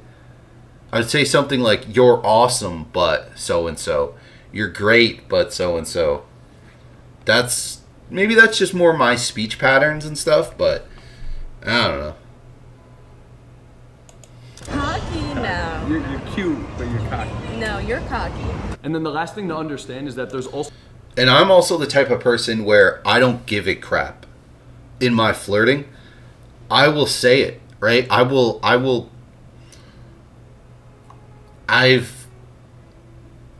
started many an online relationship very quick. I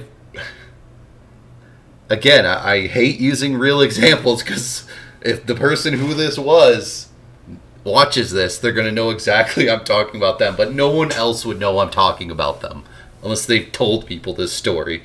But there was someone who I knew for a long time, and I started like being a little flirty with them. And this was like online. We hadn't like seen each other in like a year or so. But, you know, we lived near each other or going to run into each other. It was leading to us spending time together. We had already known each other like from our lives. But there was never any like flirtation. There was just like friendship kind of vibe stuff. Just we were like friends, sort of, not really. They had never really hung out, but you know, never hung out just together.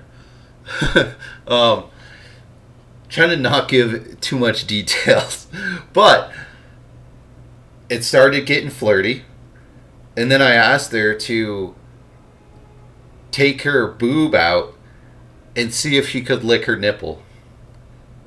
And she did it, and she could. It's like, I'm not afraid to go from like here to here. I'm not afraid to say, hey, like, damn, look at those, and look right at a woman's chest. They're like, damn, you got a nice ass.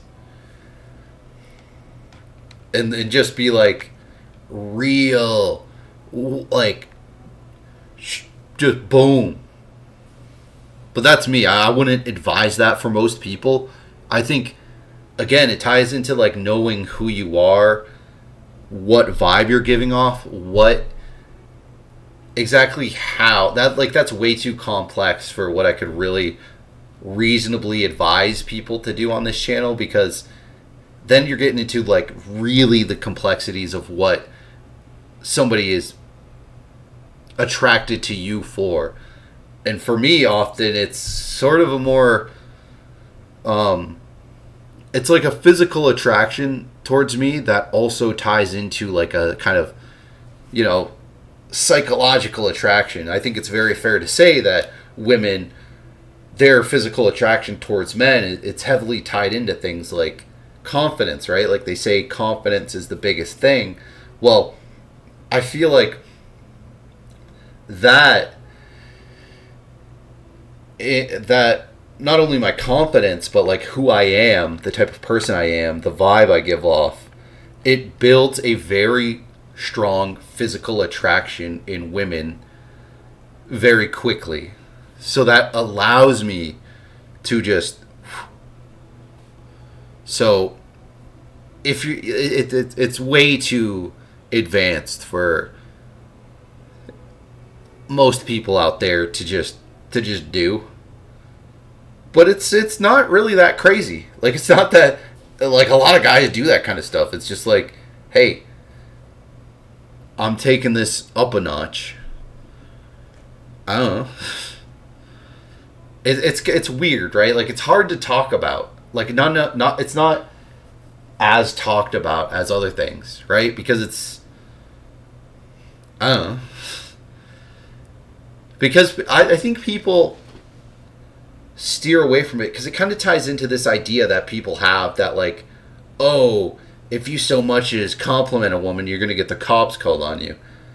I think people also kind of have this weird perception that, like, they imagine things going as, like, wrong as possible. So they would imagine hearing something like that, and they're imagining, like, worst case scenario. Like, that it's all of a sudden, like, super, the woman's just super offended, and, like, you're going a step too far.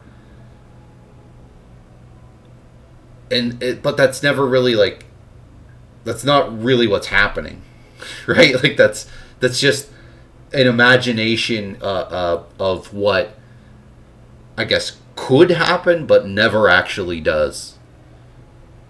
Also a certain vibe to flirting and to man-to-woman communication. By slowing down your speech when you're delivering a flirtatious or intentful line, it's going to help create tension. You want to be able to create a little bit of tension while you're delivering flirtatious lines, and that's done with the... Yes, absolutely. That's what I'm talking about. When you're in this spot of the date where you're close to each other and it's leading to a kiss. Say she's smiling right now. It looks like she kind of is. You can't really tell from this angle, but say she's giving a really cute smile. That's when you can, like, that's when, like, I probably the cute smile that she gives and her other body language is saying kiss me, right? So she's giving off a vibe of, like, slowed things down, popping a cute smile. I want this guy to kiss me. So you are kind of in kind have to slow your speech down and have that intentionality. That's how you can, like, express your intentionality, that, like, hey, this is this is going to that romantic time of the date. Like, because you want to be expressing that, damn, that cute thing she just did, I saw it, I appreciated it, I complimented it, and I'm feeling it. I'm feeling the vibe that you're feeling. This is leading to a kiss. We're both feeling this vibe. We're going in this direction. Eye contact, the smile, the delivery, nice slow rhythm with a downward pitch. All right, and when you do that properly, if you've already done the steps before this, that should hit really powerful. It's gonna hit the girl on an emotional. Exactly. Because she's going to be like, yes, this is what's supposed to be happening. This is the vibe. Like, it's less common, I find, that you're really like grabbing a chick and kissing her, if that makes sense. Usually that's sort of like a Hail Mary of a date that's likely not leading anywhere, is you're just going in for the kill. But typically what's going to happen is exactly this. It's led, the date has led to this moment where things are getting close and there's a quick amount of romance building, and you're slowing down your speech and talking in a softer way as well. And that's ultimately why you're doing it. You're expressing that that the date has gone well and that it's led to this, and this is the kissy part of the date. Level, and that's how you create attraction. If you want help with this, guys, click the link in the description, fill out the application for an opportunity to work with me personally. I remember I've told this story before on the channel. I went on a date with a woman, and it went super well, super into her, and it went so well that I just didn't kiss her. We literally got to that point in the date. We're standing facing each other. It's clearly the point in the date for the kiss. I forget what I even said, but I said it slowed, and I said it like quietly, like, you know, that bringing down of it. Like, it was the cute, romantic kissing part of the date. But then I just gave her like a soft hug and said goodbye. She thought I was going soft hug into kiss. I was going soft hug and goodbye, have a good night. I didn't say goodbye, have a good night. I forget what I said, but like, because then that's me being cute as fuck. That's me hitting her with the cuteness. It was probably one of the cutest things I've ever done. Because I'm like, well, this is just going to build. Like, the date's already gone well. The vibe's already there. The kiss was already secured. So I'm just going to kiss her on the second date. Screw it. I'm going to edge her. that went through my mind after. I'm like, I'm edging her. And I mean, we dated for a while. We just weren't compatible. You know, like, maybe that woman that happened in that story, I would totally date her again if, like, if, you know, just, you know, incompatibility things, but it's like an incompatibility thing that maybe, you know, different points maybe in the future we'll match up again as to where our lives are headed. Who knows, right? And yeah, it's really so much simpler than people believe it to be. And like the flirting part, it's interesting that he mentions like saying that you're cute just teasing you into you're cute, but and all this stuff, because like I would just use like beautiful instead of cute, but have that. It's more about the word beautiful than it is about all of the words around it, right? It's not some script that you're regurgitating. You're not speaking a script. You're not playing a character. You're entirely yourself. And just compliment her. That's all that flirting is. It's just being chill, being fun, keeping the vibe going, keeping the fun going, and flirting. Like, flirting is just being like a little bit, adding a little bit of intentionality. You know, because you can hang out with a friend. I've had so many like female friends and been exactly here where you're like hanging out as friends and you're both laughing your ass off, having the great time. But adding the like flirtation, which is mostly just compliments, which don't even have to be all that specific, makes it a flirtation thing, makes it a totally different vibe, and maintains a vibe that's not just friendship. It's very simple.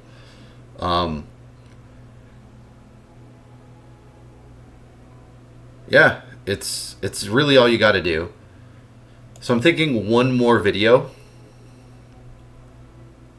but I'm not sure how wild this video is. So this video is why women hate short men like it's a right. So the whole cute but psycho but cute thing for women, that shit don't work no more. That's done for 2020. No more. I'm crazy. That's how I show you I love you. That don't fly no more. Nah. You know, people. There's this thing about all bodies are beautiful, which I agree with, but that's only for everyone except short men. There's a stigma about short height men. Women ostracize short men so much that it's so normal that they don't even think that it's body shaming. It's such a joke to talk about a short guy. The comments, don't even look at me if you're not 6 feet. Or even the backhanded comments, they'll be like, oh, he texted me back same day, he must be short. That's body shaming. It's negative, and it would never fly. Yeah, it's definitely body shaming. And it's a jerk move to do. I don't. You could never do that to a woman. Petite women or short women. Men don't make fun of them. We're not like, oh, she better be average size, you know? We don't make fun of that. And if we did, the backlash would be crazy. But have you thought about why? You really should probably think about why that is. Because men, not all men, but in general, men do not give a shit. We don't care. Why would we care? Why do we care? What the hell is this? What? I'm so confused, man. Men don't care. We're not supposed to care. Why would we care? Like, what the hell, dude? Like, I wear basketball shorts for like half of the year. Do you think like women? Now, I guess women don't like outwardly. Well, they do. They chirp guys for not dressing well. Maybe they chirp guys for being short a little bit more than they chirp them for not dressing well. But man, I can't imagine giving a shit. I can't think of anything less manly than giving a crap about what society thinks. Like, do you think that men don't like talk crap about women? And yeah, women talk crap about men. It happens. Why do you care? Like, what What in the world? There would be all types of campaigns, all types of movements, all types of hashtags. But for whatever... So? What? Again, why would you care? Like, if women want to have this, like, body positivity movement, this hashtag, okay. The, like, you know, like 10% or less of women who participate in that, great. Go have your thing where it's, yeah, it's hypocritical because it doesn't factor in all these other things. Okay, fine. Who cares? Why do you care? You need a hashtag? Why do you need a hashtag, dude? What are you talking about, man? Whatever reason, when it comes to the short guy or even the average height guy, people, for whatever reason, think that it's a joke and it's a game. And when you haven't lived that this life, is too bright. you don't know what it's like. It hurts because it's like, unlike other body anxieties, short height is different, especially for a guy. Let me tell you why. I can't control my height. I can't get some magical surgery. I can't wear some magical stilts every day. I can't fake my height, right? But with other body anxieties and discomforts, often you can do things, whether it be natural. Alright, what is this hat?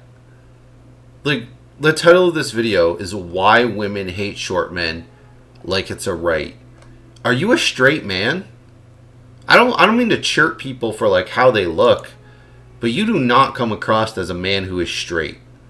Which is fine, but like having that kind of vibe coming off, and then I don't know how short you are, but you're adding that on top of being short. That might not be the greatest, like, that might explain a lot of the issues you're having here. Or cosmetic. If you feel like you're overweight, you can take care of that naturally. Or cosmetically. If you don't like your nose, if you don't like your hair, if you don't like your skin, there's things you can do, and that makes you feel better. But when it comes to body shaming like a dude's height, like that shit is old, man. And we gotta find a way to stop normalizing it. And so what I've decided to do is anytime I get a chance, I'm calling people out, specifically women. And I know I'm gonna get a lot of backlash for it. I know people are gonna say men still have it easier, but I just want a simple acknowledgement. Like, people, it's crazy. Women, men. Also, the hat gives like a, it just,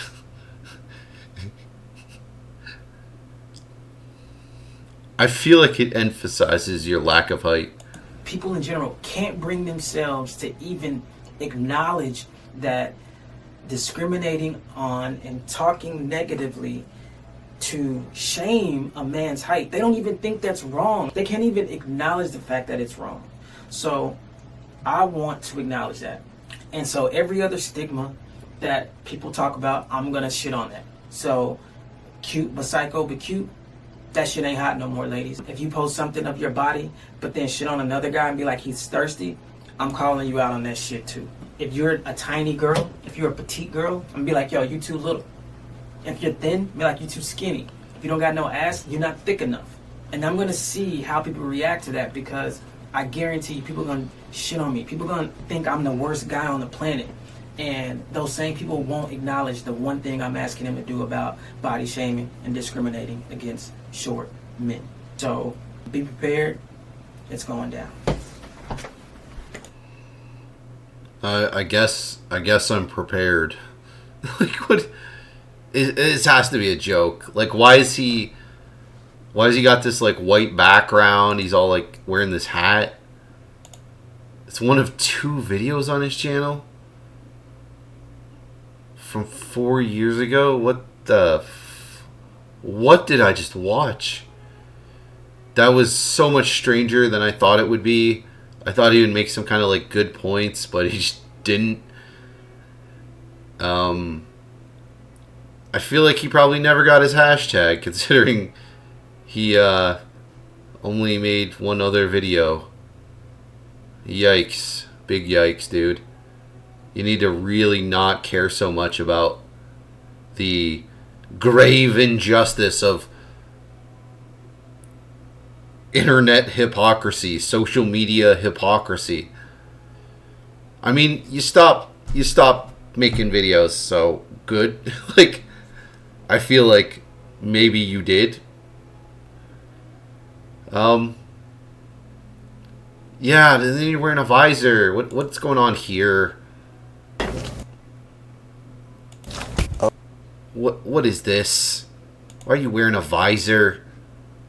Are you trying to make yourself look shorter? Like, what's happening? Oh, jeez.